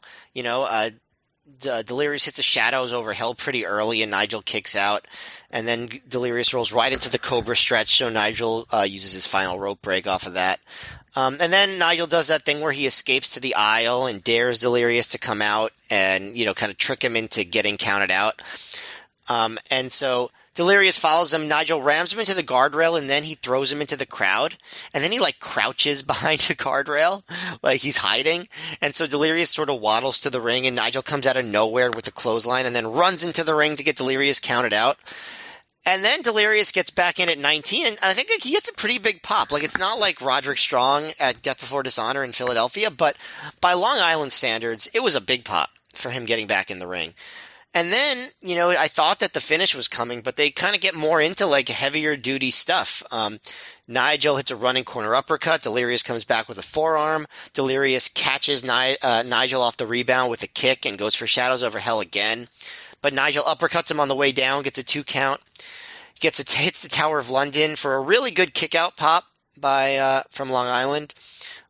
Delirious blocks a second Tower of London, does a wacky roll into another Cobra stretch. And the crowd really wants Nigel to tap, and Nigel teases it, but he's able to maneuver out. Delirious goes up to the top rope again, but Nigel trips him, hits another Tower of London, and the crowd really pops for that kick out. Then he goes for the lariat with Delirious crotched over the top rope. So that lariat doesn't hit as nicely as it often does, so that's kind of a little bit of a mark against the match, but gets a 2 count. Delirious gets a flash small package, gets another 2 count, reverses a back suplex into a head scissors, but knocks Nigel into the rebound lariat, and Delirious rolls toward the ropes, but Nigel covers to another 2 count, and then Nigel locks in the cattle mutilation, and Delirious makes the rope, but it's moot, and the crowd chants, please don't tap, but he passes out and Nigel wins. This match had a lot of great moments. I didn't remember this match at all. So to me, this feels like a really good performance by Nigel. Delirious was good, and to me, this feels almost like hidden gem status, because this is not a great crowd, and they got them really into this match. And I really enjoyed the beginning, and I really enjoyed the end, and I never thought it really slowed down. So, I would say this was a very, very good match, and I did not remember it at all. So I actually, it's funny because my review for this match is, first off, I agree. This is my favorite. I I don't like this match quite as much as you, but I definitely think this is the best match of the night thus far. And you know what? Maybe by the time we get to the end of the show, this might still be my favorite match of the night. We'll see. But if you're like me, when you watch wrestling, you kind of go in with a kind of a range of expectations. You look at a match and just based on your knowledge of the wrestlers and the company and all sorts of stuff, you kind of have a guess in your best guess in your head of how good it'll likely be. And then maybe you have a little guess of like, well, if the worst case scenario, if things go wrong, it'll be this bad. And on the best case scenario, if things go over my expectations, it could be maybe reach this height. To me, I felt like going into this match, I completely forgotten it. I felt like this match hit the dead center of my expectations for how good a 2006 Nigel McGuinness versus Delirious match, third from the top on the first half of a double shot would be, is like not a particle better or worse than my gut instinct. It's like a very strong, it's like very strong 3.5. Which is maybe like one notch below. It sounds like what you thought of it, but they did not go out there and try and absolutely steal the show and go for broke, but they did not slack off or mail in anything. Like they did a really good effort here, and which feels like the exact level you would have for this match on this spot, on this card, on this show. I really like the Delirious comedy up top. I thought that was a real fun twist on both his character and the Pure Rules that he's just wasting the Pure Rules rope breaks because he doesn't know the rules. The other great touch of that is every time there's like a rope break in a Pure Rules match, Bobby Cruz gets on the house mic and announces it. And every time he did that in this match, Delirious looks up in the sky like it's the voice of God. Like he gets really confused. Like, where's that voice coming from? Like he doesn't even know that. I thought that was really kind of adorable and cute. It's an example of, Delirious comedy. He does the same things. He can get old. This was like a really fresh, and this was also a point in Delirious's Ring of Honor run where I feel like he was really over at this point. You mentioned how being surprised about like how big the reaction was to the countout tease. I felt like in general, like some of the near falls he either survives or is on the covering end of, they were really into the idea of Delirious winning this match, even though you would think a fan should be like, there's no way, going into the coming shows that Nigel's going to lose here, but they were really into the idea of, we want Delirious to win this match. And, I didn't like the Nigel breaking the rope breaks quite so much. It's really cute, the idea that Nigel, after Delirious wastes them, that the smart Nigel is too. But I felt like it kind of doesn't make sense because Nigel is like he's wrestled more Pure Rules matches than anybody. So the idea that all of a sudden he's going to forget, like, oh, you can't use your hand to like steady yourself when you're caught in a hold. But I realize it's kind of a cute tit for tat thing. But, and this is also, one of those matches we've been charting lately, that the evolution of Nigel from Pure Rules Nigel to more like Noah Nigel, whatever you want to call it. He's definitely way more in Noah Nigel, where even though this is a Pure Rules match, there's very little wrestling on the mat. There's almost no cutesy comedy or even cheating from Nigel other than like just trying to get a cheap count out win. And this is where you're starting to see Nigel in matches like this, where he's becoming like, I've got a few moves that could kind of theoretically end a match, and I'm not afraid to use them all, even in like a non-super top level match. Like in this match, Delirious survives 2 Tower of Londons and a rebound lariat. So, Nigel's kind of got, Nigel's starting to become like the big near fall guy, where he's got these big moves. I'm going to use them all multiple times. We're going to try and just so you don't know exactly when I'm going to win. And finally, I'll say this too. If you're a connoisseur of when a wrestler does someone else's finishing move, I thought Nigel did a really good cattle mutilation here. And I feel like I've seen occasionally someone else trying to do it, and it usually doesn't look that good, either because the guy isn't adept at doing the bridge or they can't really clasp their hands together. I thought like Nigel did an excellent bridge, and he really got a really good deep clasp of his hands. And I felt like that's a really good looking cattle mutilation from a guy that's probably never done it before. And for some reason, I was just extra impressed by that. This is the best match of the show thus far, and very enjoyable, I would say. But in a way, I kind of expected that. I kind of thought, because I thought these guys were good. They're getting a lot of time. I just didn't remember such an enjoyable match between them on a show that I attended. Like I was like, I feel like this would have been a really fun crowd to be a part of, and I was part of this crowd, and I don't remember it at all. So that's kind of why it surprised me. So after the match, Prazak hypes again how there have been no title changes in 2006, and he asks who's the best champion in ROH, and that's clearly a point Gabe's been telling Prazak to hit, like, because it seems like a bunch of shows now we've been getting him saying that, basically that same line, like, who's going to lose their title first? Who's the best champion in Ring of Honor? And it's funny because they're pressing that story. I guess then we should say that if this is a kind of a storyline, the best champion in Ring of Honor ends up being Bryan Danielson because he's the last one to lose their title of the champions right now. So, Matt, finally, this storyline confirms something. Bryan Danielson's a good wrestler. Next, we join Lacey backstage again, and Gabe from behind the camera asks her, is she ready for the promo now? She says she is. We get into it. Lacey says everyone's been asking her why Jimmy Jacobs isn't on this weekend shows. Lacey says it's because last week Jimmy decided to pry into all these internet rumors about her. She says Jimmy has been sent home by her this weekend as punishment, as Jimmy needs to focus on one thing, winning matches for Lacey's Angels. Lacey says Jimmy's live musical performance at the last show did not impress her. What does impress her is winning matches. And again, going back to Matt, you pointing out on the other little thing, Gabe loving the detail thing. I mean, if nothing else, they're putting a promo on this card just to let you know why Jimmy Jacobs is not booked for this weekend. So I do like that level of detail, and I appreciate it because I was like, I miss Jimmy Jacobs. He's been having some momentum lately. Yeah. And that brings us to semi-main event. The Briscoes of J. Mark Briscoe defeat Davey Richards and Kenta in 19 minutes, 18 seconds when Mark Briscoe pinned Davey Richards after the Briscoes hit a spike J driller on him. I believe in the Observer, when I was looking for stuff for research, Dave wrote that based on live notes, the top match was the Briscoes over Kenta and Richards when Richards was pinned after a J driller in a super stuff match. Now, I assume he meant to say super stiff, but it's funny because I wouldn't necessarily call this a super level match, but I would call this a stuff match. And yeah, it was a super stuff match. It definitely was. This match was what I expected, but disappointed me a little. I think all four of these men are very talented, and hell, Matt, you and I, just a few episodes ago after the untimely passing of Jay Briscoe, we went in great depth on the greatness of the Briscoes as an all-time great tag team. Well, so all four of these guys, I'll establish, I think they're capable of really good stuff, but I feel like if all of them have a flaw, it says all of them are capable of having matches where it just feels like a bunch of stuff, and sometimes that can be fun.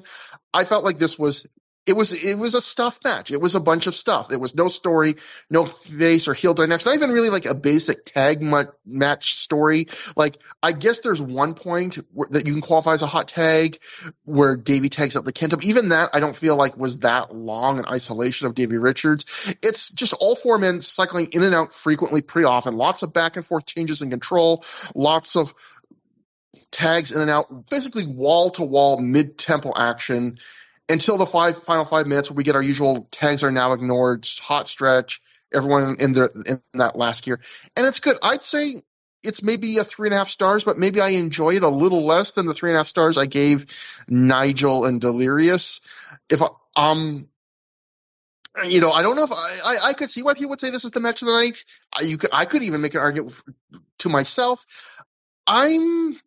Don't know if I would, though. I don't know if I'm just saying for pure fun, if this is the most fun I had. It's the kind of match I feel guilty for not liking more because the execution's very good. Everyone's clearly working hard. It's a match that I feel like is kind of less than the sum of its parts because it's just action, and it doesn't quite go to that crazy level that a just action match needs for me to really go well. That makes up for just being stuff.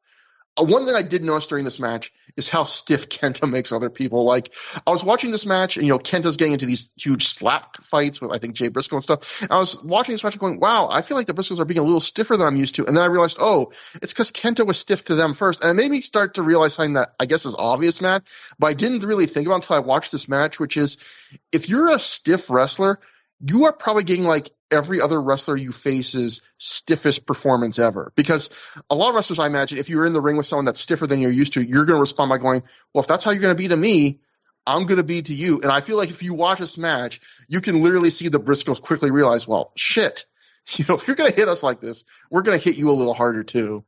And I guess to Kenta's credit, he takes it. I don't think he complains about it. I mean, I don't know, but it's weird. I wish I had more to say about this match. I will say there was one funny moment where Davey Richards tries to elevate Briscoe, I think Jay, to the top rope, and in a slightly scary moment, he can't. He kind of lift him all the way up onto the top turnbuckle, and so instead he kind of drops him onto the ropes for a second, and where he could have fallen. Jay kind of helps him out there and like gets it working right. And you can hear one isolated fan yell, "You almost fucked up." Which you can that fan, you know, he wanted to chant "You fucked up," and then he says, "Well, they kind of saved it," and so he still had to say it. He had to find a way to say it, Matt. And I in a way, the fact that in some ways that gave me the most pleasure of anything in this match, maybe is the best review of how I felt about this match. Yeah, I get everything you're saying. I don't really necessarily think I can dispute any of it. The match certainly doesn't start out particularly dynamic, between Richards and Mark. They trade mat stuff. There's one point where Jay is going what looks like a jumping Rana, but Kenta drops down like he doesn't really go with it, so the announcers just call it a leg lariat. It just kind of hits him awkwardly, and a fan yells, "Are you trying to kill him?" That was kind of a sloppy spot that took things down. There was also, so you know how Kenta does the thing where he leaps over the top rope from the apron and teases like stomping down on somebody, but instead he just kind of like does a sweeping kick behind him to the guy's head. So the angle that they shot that with here really made it look like a brutal kick to Mark's head there. Like, you don't usually see it from that angle.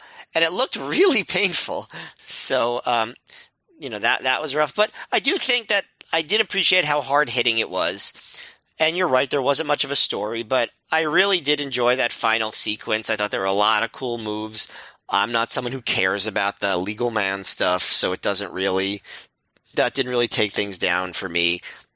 I love, like, so basically the final sequence, there's one really good sequence where Richards hits a leaping forearm on Mark and then immediately dives onto Jay on the floor while Kenta hits a tiger suplex on Mark for a 2 count. I really love that.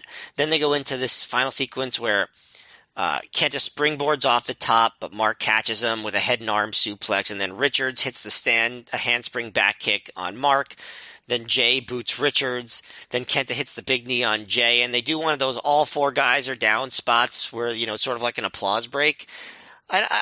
Those can be played out, but we haven't seen too much of them, and I like them when they're done well. We actually don't get those too much anymore.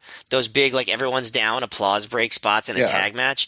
I enjoy those from time to time, And then, so Mark hits a sudden spin kick on Kenta, and then Mark has Kenta up on the top rope, but Richard gets Mark on his shoulders, and Kenta hits a Doomsday Busaiku knee.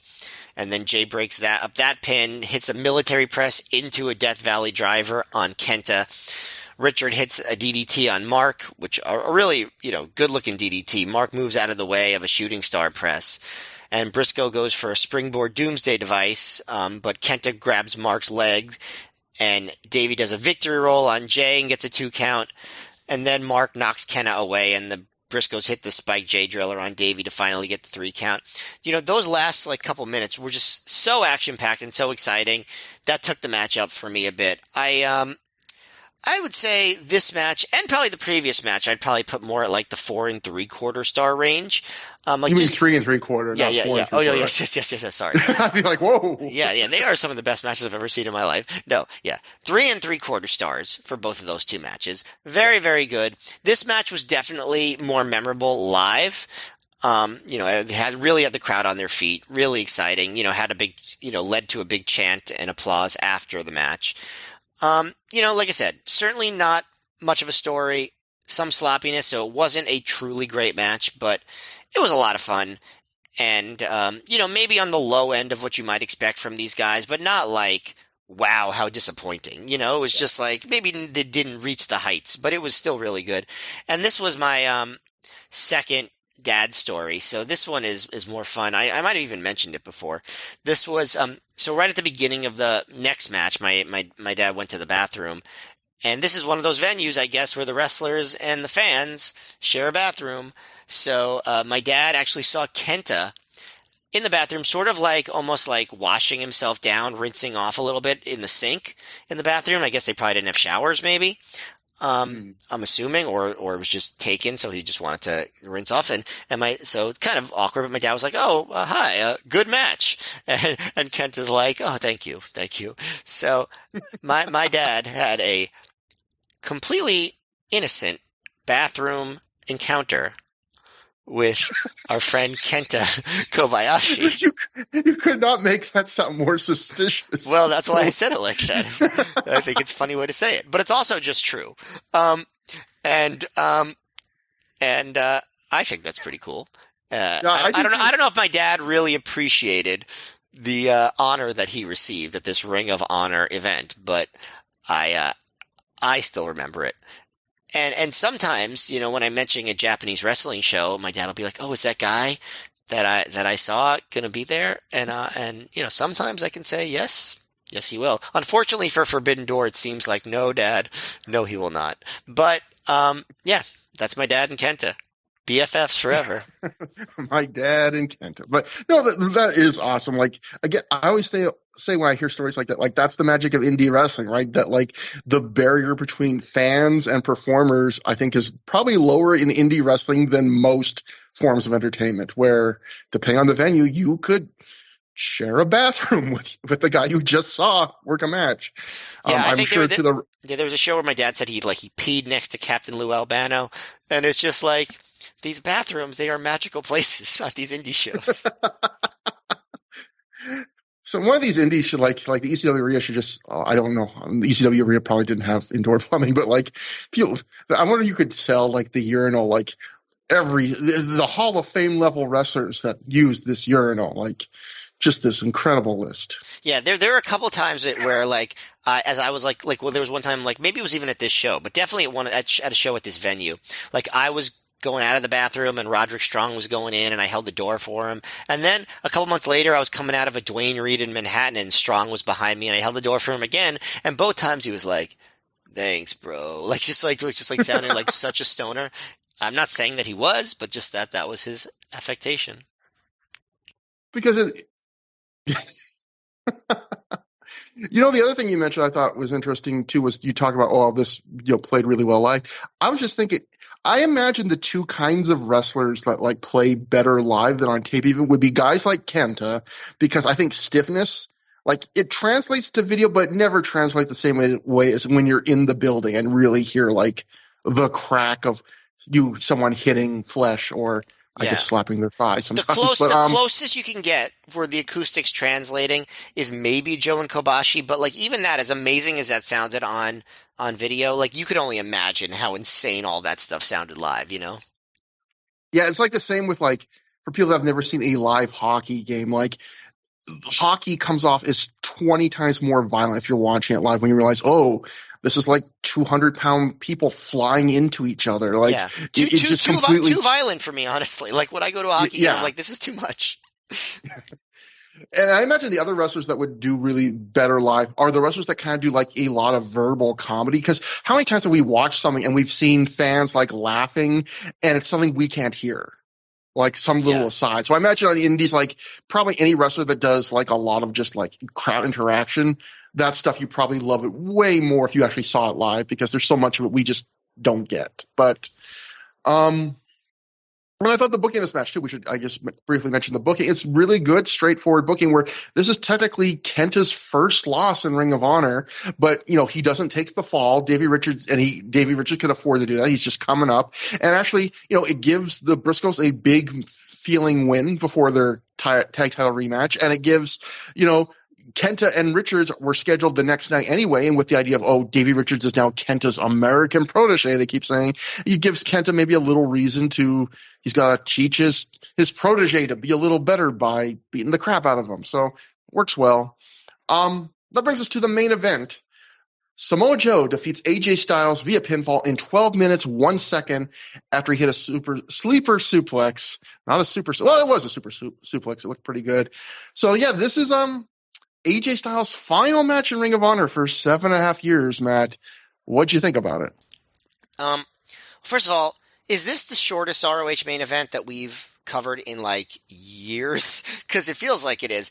The only other match that I can think of that was like short bell to bell was Homicide versus Necro Butcher, but I think that might have actually been longer than this. And I think even if it wasn't, it was part of a much longer like segment, you know? Mm-hmm. So I feel like I was trying to think back. I cannot remember an ROH main event that was this short. Like you might even have to go back to like the early days of Samoa Joe's title reign, like in 03 when he was having short matches regularly, to find one this short. That's got to be wrong, but I can't think of one off the top of my head that was anywhere close to this length. Can you? No, and I think a good point is what you mentioned too, which is not only is this like a short match, there's no segment, there's no post-match angle, there's no like farewell to AJ. Like it's just a wrestling match that doesn't go that long by ROH standards, and then you're done. Yeah, like there's no extra like sprinkles on top of this. But you know what? I appreciated it. I think it's good to do that sometimes, and they also, I think, used the time well. This was a total sprint. Like Joe, in some ways, was working a lot harder. Not to say harder, but like he was. I feel like this was more of like you getting the full Joe picture than most of his appearances lately, like in matches that didn't involve Kenta or, you know, CZW. I feel like this was like the most fast-paced Joe wrestling match that we've gotten in ROH in a long time. Now, on the other hand, you know, when you watch the matches that Joe and Styles had in TNA back then, obviously they were not going for it the way that they did here. They were not having their best match.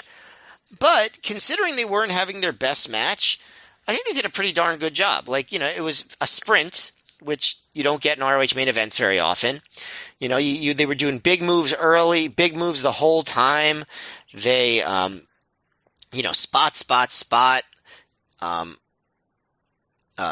of springboards, lots of, you know, big lariats and signature moves and you know, Joe with a bunch of strikes, AJ, you know, with his sudden kicks, but a lot more Joe dominance than AJ. There's a lot more Joe offense here, especially down the stretch, than it was AJ offense. And unlike some of the previous two matches, there weren't like super big near falls that the crowd went crazy for. It was just a lot of moves. There was a spot where Joe taunted the Green Lantern fan again, but at least he didn't like scream at him like he was going to kill him like it did in that Kenta three-way match at In Your Face. He kicks the guardrail real hard, which would have scared the shit out of me, like right in front of Green Lantern fan. But that's more standard Joe stuff, you know, for better or for worse. The announcers do keep saying that AJ is leaving ROH, quote, for the time being, which is technically true. And they keep talking about how AJ's Ring of Honor contract is up, which it is very funny how much they kept talking about Ring of Honor contracts in this era when we know they did not have any contracts, I don't think, until they started on pay-per-view the next year, right?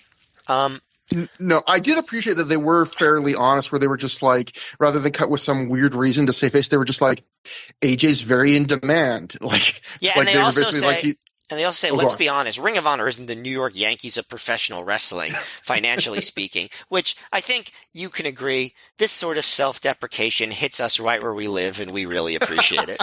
So I enjoyed that. But yeah, I mean, they didn't try to have their best match, but I think they had a darn good one. And I think this was a refreshing change of pace for an ROH main event. So I really enjoyed it. I did not like this quite as much as you, but I did enjoy it. In the Wrestling Observer, Dave Meltzer, based on live reports, he calls this match, it was described to him as, quote, a good match described as about what you'd expect to see from them as at a house show match.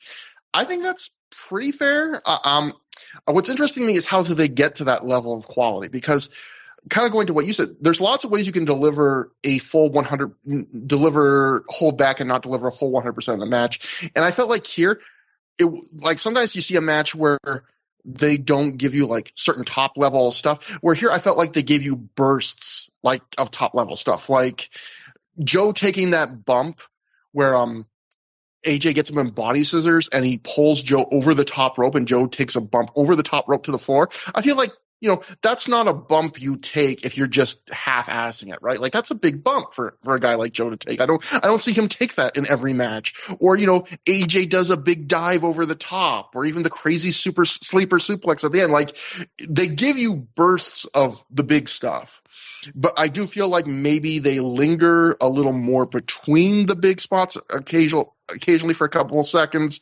Like they try and maybe get a little more mileage of each of those spots.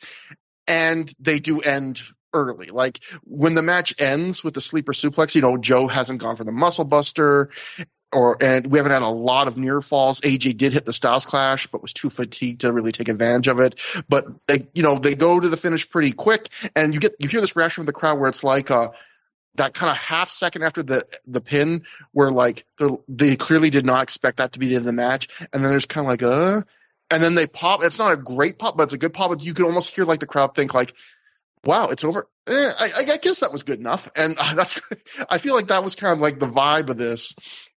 It was still crisp, hard-hitting wrestling with some big spots.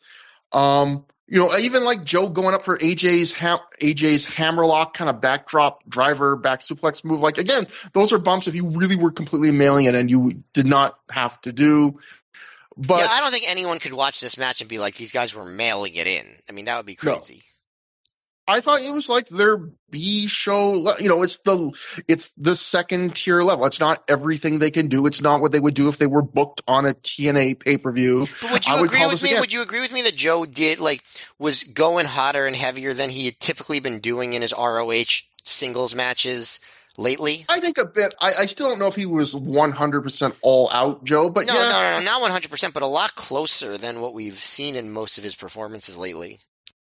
But this is another match where I know you've been rating a lot of these matches like 3 3/4. I would put this again as like a 3.5 star match. I would say if you watched this show and you said any of the final 3 matches was your favorite match of the show, like I could make an argument for it. I'd be like, yeah absolutely. And I'd say 3.5. I would say is right in my range for this one.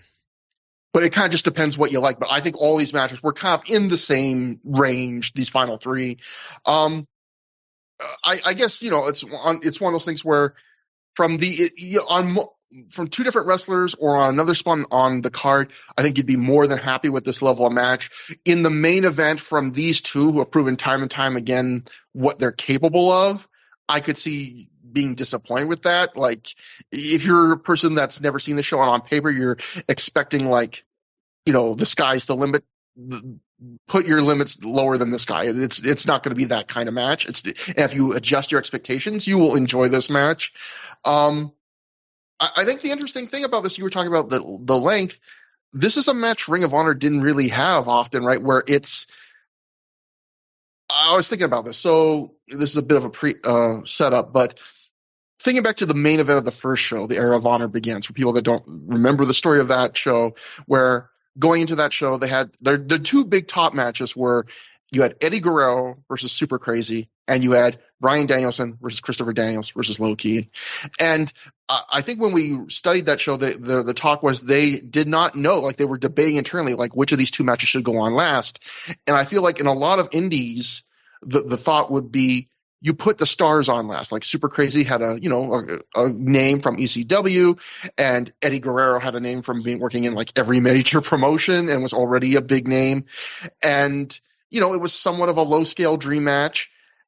And they chose instead to put the 3 guys, and Danielson, Key, and Daniels were already the most, probably the 3 of the biggest names on the U.S. Indies. But the U.S. Indies in 2002 were not even as big as the U.S. Indies would be in 2006 or 2014 or anything. And it was kind of considered like a gutsy call. They put those guys on last. And what happened was, I would say Eddie Guerrero and Super Crazy, they did not have a match as good as AJ and Joe just had, but a match kind of similar of, it was not a bad match. It was like their second tier effort. It was the effort they would give on an indie show. And then obviously everyone knows the 3 young indie wrestlers tore down the house. It was absolutely the right move. And I feel like that kind of became Ring of Honor's identity and selling point right from the start, which is the idea of we're not one of these mini indies where the selling point is you get to see the big stars slum it. They might occasionally come by and they might occasionally not give their 100% performance. But why you come to Ring of Honor is you're seeing the best unsigned wrestlers in the world give 100% because they're unsigned, because they're trying to get noticed, because they're young and can go all out like that. And I feel like when you look at this main event, not only is it shorter than usual, I think this is one of the rare times on Ring of Honor where you're watching a match and you go, I'm not seeing their best match. Like in a way, I feel like this is the kind of match where even though it was not a bad match, if I'm Gabe Sapolsky, I don't like the idea of having this kind of match on main event my show, because it's a match where you watch and go, oh, I could see a better version of this in TNA. And I feel like Ring of Honor's selling point is you're seeing the best of something. And in a way, it kind of degrades Ring of Honor a little bit. Like, again, I don't think the match is bad by any means, but like, am I crazy for thinking that? I think there'd be people that agree with you. I think you might be overstating the case a bit. I mean, it didn't hurt Ring of Honor on the grand scheme of things, but I do think, like, again, going to your point, like, we've rarely seen a match this short. But to me, the short was a positive here, like, in my opinion. Like, I think that made the match better, personally, as opposed to them, like, trying to have some epic, because even their best matches in TNA were only, like, a few minutes longer than this. Their first ROH match wasn't much longer than this either. I think that I get what you're saying, that this wasn't their top effort, but I think it was close enough. Like, I don't think this was way, way below what they can do. I think it was a tier down from what they could do, and they did not have the context in ROH to have, like this big, intense match at their full peak level. And I think, like, this in some ways was a better effort than what we've been seeing from both of them in ROH lately. So I don't really see this match as being a strong example of the point you're making, I guess is what I would say. I think there are other matches that both these guys have had that might be a better example of that. But I get what you're saying. It's not their top effort. I think that probably the logic here was, whether it's true or not, this is a TNA crowd, and so we're going to give them a TNA match.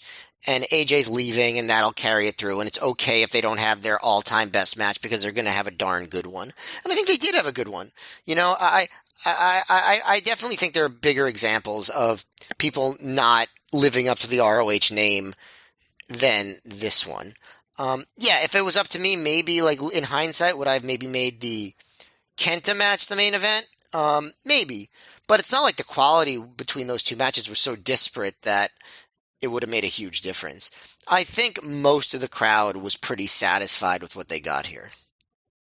Yeah, see, I like the match being compact, like 12 minutes, like you said, but I guess my one little bit of a disagreement was you did kind of feel like the match did not feel like I did feel like the ending felt abrupt, like, oh, we're going to give you like I could easily imagine like the 2 or 3 minutes that they would have put on somewhere else. It wasn't like, it didn't feel like, oh, we jammed everything we do into 15 minutes somewhere else into 12 minutes here. It was more like, we'll cut off the end of this.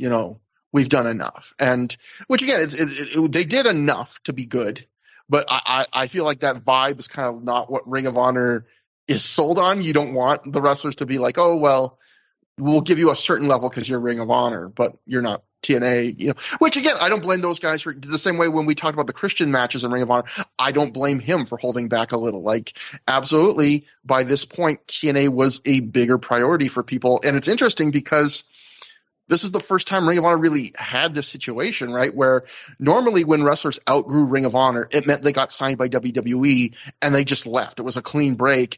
And this is kind of like the first guys where guys like AJ and Joe and other guys were like, they have a bigger priority in TNA, but we're in a period where TNA still allowed them to work Ring of Honor, right? So we have this weird position where it's almost like, usually for the early years of Ring of Honor was like guys' top priority unless they had to go to Japan for a while. And in that case, they would just disappear for a while. And then when they came to Ring of Honor, that was like their top priority. And now we're getting to a point where there are a bunch of guys where their bigger priority is somewhere else, but they're still here. But it's interesting. Yeah, I think we've been talking for a while about how Joe and AJ and Daniels were not their best selves in this era of ROH. And I think, not that I don't appreciate their contributions, and Joe definitely has a bunch of really good matches between now and the time he leaves ROH, but, there is probably benefit to be had when they finally leave, and ROH could put all their focus on guys who ROH was going to be their main thing, and where they were going to give their absolute best effort, and they didn't have to save themselves for anyone else. But the fact is, we've been seeing this from these guys for a while now. This is not the most egregious example of this. There's been a lot more. This is just what you expect. In fact, it's more surprising when you see a match with these guys in ROH at this point where you're like, oh, this is really like the full Monty. I'll be very curious. That means that they're going to strip, by the way. But I'll be curious to see if when we rewatch the 60-minute match from Fight of the Century the next night, how we kind of assess which version of Joe we got in that match, because I don't really remember well enough to say, but it'll be interesting. And again, when I say that it's not the full Joe, like, he's still great, my dad loved watching him fight, so I don't know. I guess I see your point. I just don't think this is the best example of it. That's my main, issue with what you said. It's not like I disagree with you in the big picture. And the one other spot I forgot to mention, I wanted to bring this up too, is when AJ is in the midair and Joe on a springboard, and Joe catches him midair with an ace crusher, but he only uses one hand. And I thought, man, someone should have called that the RK Joe, because RKO, it's funny, but Can't argue with that, Trevor. So it's weird. Like, AJ is a fairly significant name, and it is weird. Like, we touched on this before, how he leaves, where his bookings just kind of slowed to a dribble, and there's no, if you're just watching the DVDs, there's no indication that he's about to be gone until you buy this DVD and watch it. But also he was barely there in the first place. Yeah. It's like him being gone feels, as great as he is, feels completely insignificant, and like nobody was really lamenting it, because no one thought of him as an ROH guy to begin with at this point. Yeah, his bookings just kind of slowed to a trickle. And I guess, you could argue, should he have tried to put someone over on the way out? Should they have tried to use him to put someone over on the way out? But who knows if TNA would have allowed that. And I guess in theory, the match against Davey Richards, even though AJ won, was supposed to be him kind of giving the rub to someone on the way out. But we know that didn't necessarily work out. But after the match, we get a video package recounting the history of AJ Styles and ROH, ending with a caption that says, "Thank you, AJ." So generally when wrestlers end their runs, we talk about them a little bit. We've already started talking. So I'll just say, like, recapping AJ Styles' run in Ring of Honor. I think I underrated his first, like, pre-Feinstein scandal run. And I think his return run after they sorted things out with TNA is exactly how I remembered it. So, in that early run, like the first years of Ring of Honor, he was one of the most well-rounded, smoothest wrestlers available to the indies in those first few years. Like, watching the first year or two of Ring of Honor, it was one of those things where I think we noticed rewatching, like, there are a few wrestlers where they were so fantastic that, like, they were on par with any wrestling in the last 20 years. And then a lot of other wrestlers on the undercard, it was like they were good for their time, but, like, they weren't either, be it they were not as physically impressive, or did not have good gear, or were just sloppier. Like, it felt like it took a few years of Ring of Honor for the indie wrestling scene as a whole to kind of catch up to those few names like the Danielsons and Low-Keys of the world and Christopher Daniels. And I feel like AJ is another guy who could put his name there, is like, he felt like a few years ahead of the rest of the indies. Like, he was just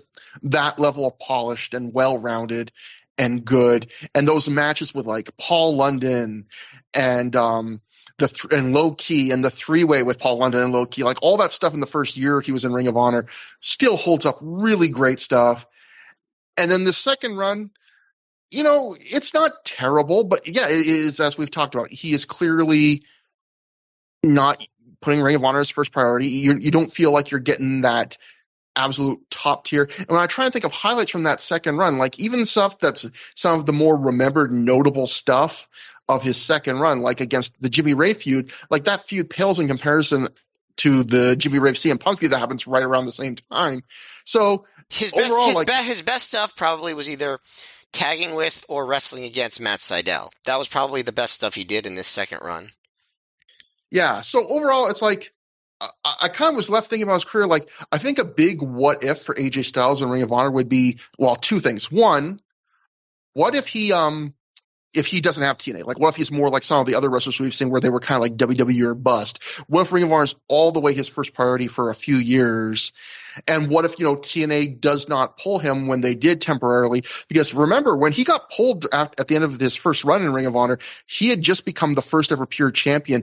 And they were setting up in storyline the idea that like AJ Styles with the pure title was going to be a 1B to Samoa Joe and the world title's 1A. Like they were going to be almost equals and like building up a feud over time. And then once AJ leaves, they kind of have to sort out what's to do with the pure title, and it becomes very quickly established as more of a mid-card title. To me, it's a real interesting what if to think of. What if AJ has ROH as his first priority, and what if he sticks around then? Like, is the pure title in a different spot? Do we think of AJ's ROH run? Again, I think AJ had a perfectly good ROH run, but do we think, if AJ is just nothing but Ring of Honor first priority for 4 years straight, 5 years straight, do we put him in does he have a run worthy of being in like the pantheon of a Joe, of a Danielson, of those kind of guys? I think that kind of stuff's interesting to think about. Well, I think you just got to look at his TNA run. And because that was his first priority, and it's like, well, yeah, I mean, he did have a really incredible run in TNA, right? Like he did establish a legacy there. So I feel like I don't know why, AJ being who he is, it wouldn't have been the same for ROH. You know what I mean? So I think the answer is yes. As far as the pure title, I don't know, because I think it is very hard for a company to really have two co-equal titles, even as we've seen in WWE when they're both technically the world title. A one always ends up being positioned higher than the other in any era that you could think of. So I don't see the pure title with the rules being what they are as maybe getting to the heights that maybe Gabe imagined them to get at the very beginning. But, with AJ, the thing, as great as a lot of his matches were in that first run, he was always thought of as a TNA guy, because, he debuted in ROH in April of 2002. And TNA started in June of 2002, and from the very beginning, AJ was one of the people synonymous with TNA, and would be for many, many, many years. And, I don't think you could ever come out of that. But that being said, he did have a lot of great matches that first maybe a year and a half that he was in ROH, with the matches, the early matches with Low Key, the matches with Danielson, especially that first match with Danielson, I really thought was amazing. Had a really good match with Xavier, obviously the stuff involving Paul London, some of the tag matches with the Amazing Red. And those are all great. But that said, if I'm being completely honest, if you remove those few guys from the equation, he didn't have so many other great matches with such a huge variety of opponents. Like he had good matches with Punk and with Homicide, but not like top level, great, memorable, best matches of Punk or Homicide's career type stuff. You know what I mean? His matches in ROH with Joe, the two of them, the first one was better than the second, but neither of them were as good as their best matches in TNA. AJ was fantastic, but he was a TNA guy. And so I think that, he contributed to ROH, but I don't think anyone's going to look at him as being like, all right, this was one of the absolute pillars of ROH. I just, not saying he doesn't deserve to be given a lot of credit, but I don't think people think of him that way when it comes to Ring of Honor. And it is funny to talk about this because like one of the criticisms in early ROH was TNA. You would hear there was a couple of reports of like some people in TNA were officials were like frustrated with guys like AJ Styles, chief among them, and Christopher Daniels, because they would always put over like how much fun they had in media interviews in Ring of Honor, like more so than they were putting over TNA at the time. Like it was almost like back then there were some people in TNA that had the opposite criticism of AJ, which is like, you're giving them as much or more than you're giving us. But I think that quickly changed as TNA started to grow, and it really became clear like this is going to be a viable career for you. It's not just another stop. TNA, well, I think what AJ in that first run, what he was able to do for in ROH is like he was able to have like longer matches, more mat-based matches where he could be stiffer and do like harder hitting stuff. Whereas he saved a lot of his most spectacular, fast-paced matches for TNA even early on. I think that worked out pretty well for AJ because some of those matches that he had in ROH in that first era were more story-based, more psychology-based, stiffer. The mat stuff was really good, and I don't know if we would ever have really gotten to experience that from AJ if we just watched his TNA work. So I think it was his ROH stuff was a really good complement to what everyone else saw in TNA.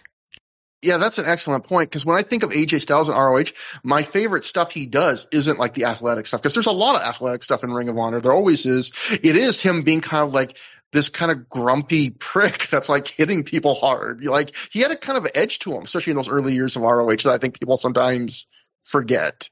Yep. Yeah, and I really enjoyed. Yeah, I think that's a great point that he was allowed to. Maybe Ring of Honor was a place where he could explore that more. Where the early days of TNA, he was probably more pigeonholed as you're an X Division guy. Go out there and give us 10 minutes of flips. Yeah, exactly. Shorter, and definitely the impetus was do high spots. Yeah. So we go backstage now to join the Briscoe brothers. Jay says Kenta proved nothing to them tonight, and Davey Richards proved he's nothing but a flash in the pan. Jay also says they haven't forgot about Homicide and his Yankee ass. Mark says they've talked to Mr. Cornette, and they're getting their tag straps, whether it's in Jersey tomorrow in the Ultimate Endurance match or in England for those shows. Man up. So, hey, man, that's almost the name of the show. And then we cut to Samoa Joe backstage, who says he had one simple request for Bryan Danielson: meet him like a man tonight, face to face. Joe says, you think with all the respect that he and Danielson have for each other, Bryan would have granted him that simple request to look Joe in the eye and see his destiny. Joe says tomorrow a new champion is crowned. As they say, everything old becomes new again. Joe then walks outside to the big Ryder trucks, where he finds Colt Cabana making out with some girl. He's got his back to us, and the girl's on the other side of him. Joe throws his towel at Colt to like get his attention. He's like, hey, douchebag. And I'm like, you're interrupting a guy making out. Like, aren't you kind of the douchebag, Joe? Like, let the guy do it. Let the guy do it. Let the guy have his thing. And anyway, the girl just flees. We don't get a great look at her, but it's pretty clear. Come on, it's Lacey. So we're continuing the Colton, Lacey, and secret tryst angle. If Joe really wanted to interrupt people making out, he should have said, "Get a room." Yeah, exactly. But again, reiterating what I said earlier, I love that the go home angle for Joe Danielson is Joe calls Danielson out. Danielson says no. Joe goes, oh, okay, and then finds Colt Cabana making out with somebody and gets annoyed. And it's like, tune in next time for the fight of the century. Okay. All these ideas that could have been used to build up the Okada match. And just before you wrap anything up, I do want to remind everybody, if you can, try to let Danielson know that if he wants to send a message to us, he has to do an airplane spin in the Okada match and say, "This is for you, Trevor." Oh my god. So somebody who listens to this in the next couple days, or the next, let's say, day and a half, probably has access to Bryan Danielson. I mean, I think we know that. And next, we get a blown-out shot of the Olympia, the building in England that they're going to be running soon. As we get told coming soon, Ring of Honor in the UK, which is 2 shows from now. So that is time to ban up the first half of a double shot. Bigger show the next night. Matt, I think there's a lot of, like, for me, I know I like the top matches like one notch less than you. I think we both agree that nothing quite got to great. This is, a good B show in that, again, I found myself saying, like, almost everything on this card was like 3 to 3.5 stars to me. Like, everything is just, there was very little I found even average. It was just like, this is a very enjoyable, there's not going to be a lot of big highs. There's not going to really be many lows. It's just, you're going to get a kind of nice, it's a smooth ride. If I was charting my enjoyment of the show as like a line graph, it'd be a very smooth line. Yeah, this is better than I remembered, because I remembered it being just sort of like a down show, but it was definitely, a very B show, absolutely, like a BBB show. But yeah, it was just solidly entertaining. This is nothing that, nothing can't miss on this show at all, for sure. But if you are a fan of this era and you watch it, you'll be solidly entertained the whole time. I mean, I know it's a broken record, but this was just a good era for ROH. The worst stuff was good, and, the last Long Island show really was like a bad show. Like, it was like the worst of ROH at this era. But this was good. Like, this was a good show. And, that kind of surprised me. I did not remember this being particularly good, but I would say it was good. So, way to go, ROH, for keeping that quality control high, where even your lesser shows are quite solid. And if you're a Ring of Honor history nerd, this is like a weirdly kind of trivia-worthy, like, consequential show, in the sense of it's the last time, again, AJ will wrestle in Ring of Honor for like 3/4 of a decade. It's, it's Kenta taking on the Briscoes for the first time as Connie. It's Nigel's last pure title match before the unification match ever, because he's in a non-title 4-way the next night. So this is kind of the end of an era for the pure title, and for Nigel, the last time we kind of see him get to do this act in a way. That's a good point. That's a good point. It's also, the night that my dad gets up to some completely innocent hijinks in the bathroom. and even like it's Steve Corino's return to Ring of Honor for another run. Like, there's lots of little bits of significance, nothing too crazy, but and that's the show. So, as always, if you want to contact us, ThROH@gmail.com. That is THROH for through. On Twitter, I am at Trevor Dame. Matt is at Mayor MGF. He is the mayor of something. That's. I'm trying to think. Do we plug anything else? No, I think we're good at that. So no, I'm plugging my 40th birthday, which will happen between now and the next time we record. So say a prayer for me. Send Matt gifts. I don't know. Not gifts. Gifts or GIFs. Yeah, exactly. Okay. I mean, I'll take gifts. It's fine. So next time on the show, we will be covering Fight of the Century, which is named because it's Danielson and Joe, and they end up going 60 minutes. So that'll be a wild thing. I don't know if, I don't like to pre-announce guests because you never know if they might back out, but we right now have plans for a first-time guest to the show, which I'm very excited about. And that show also has Davey Richards versus Kenta. So a lot of stuff to look forward to. That was the show. So long, AJ Styles. Until next time. Have a good time. Have a great time.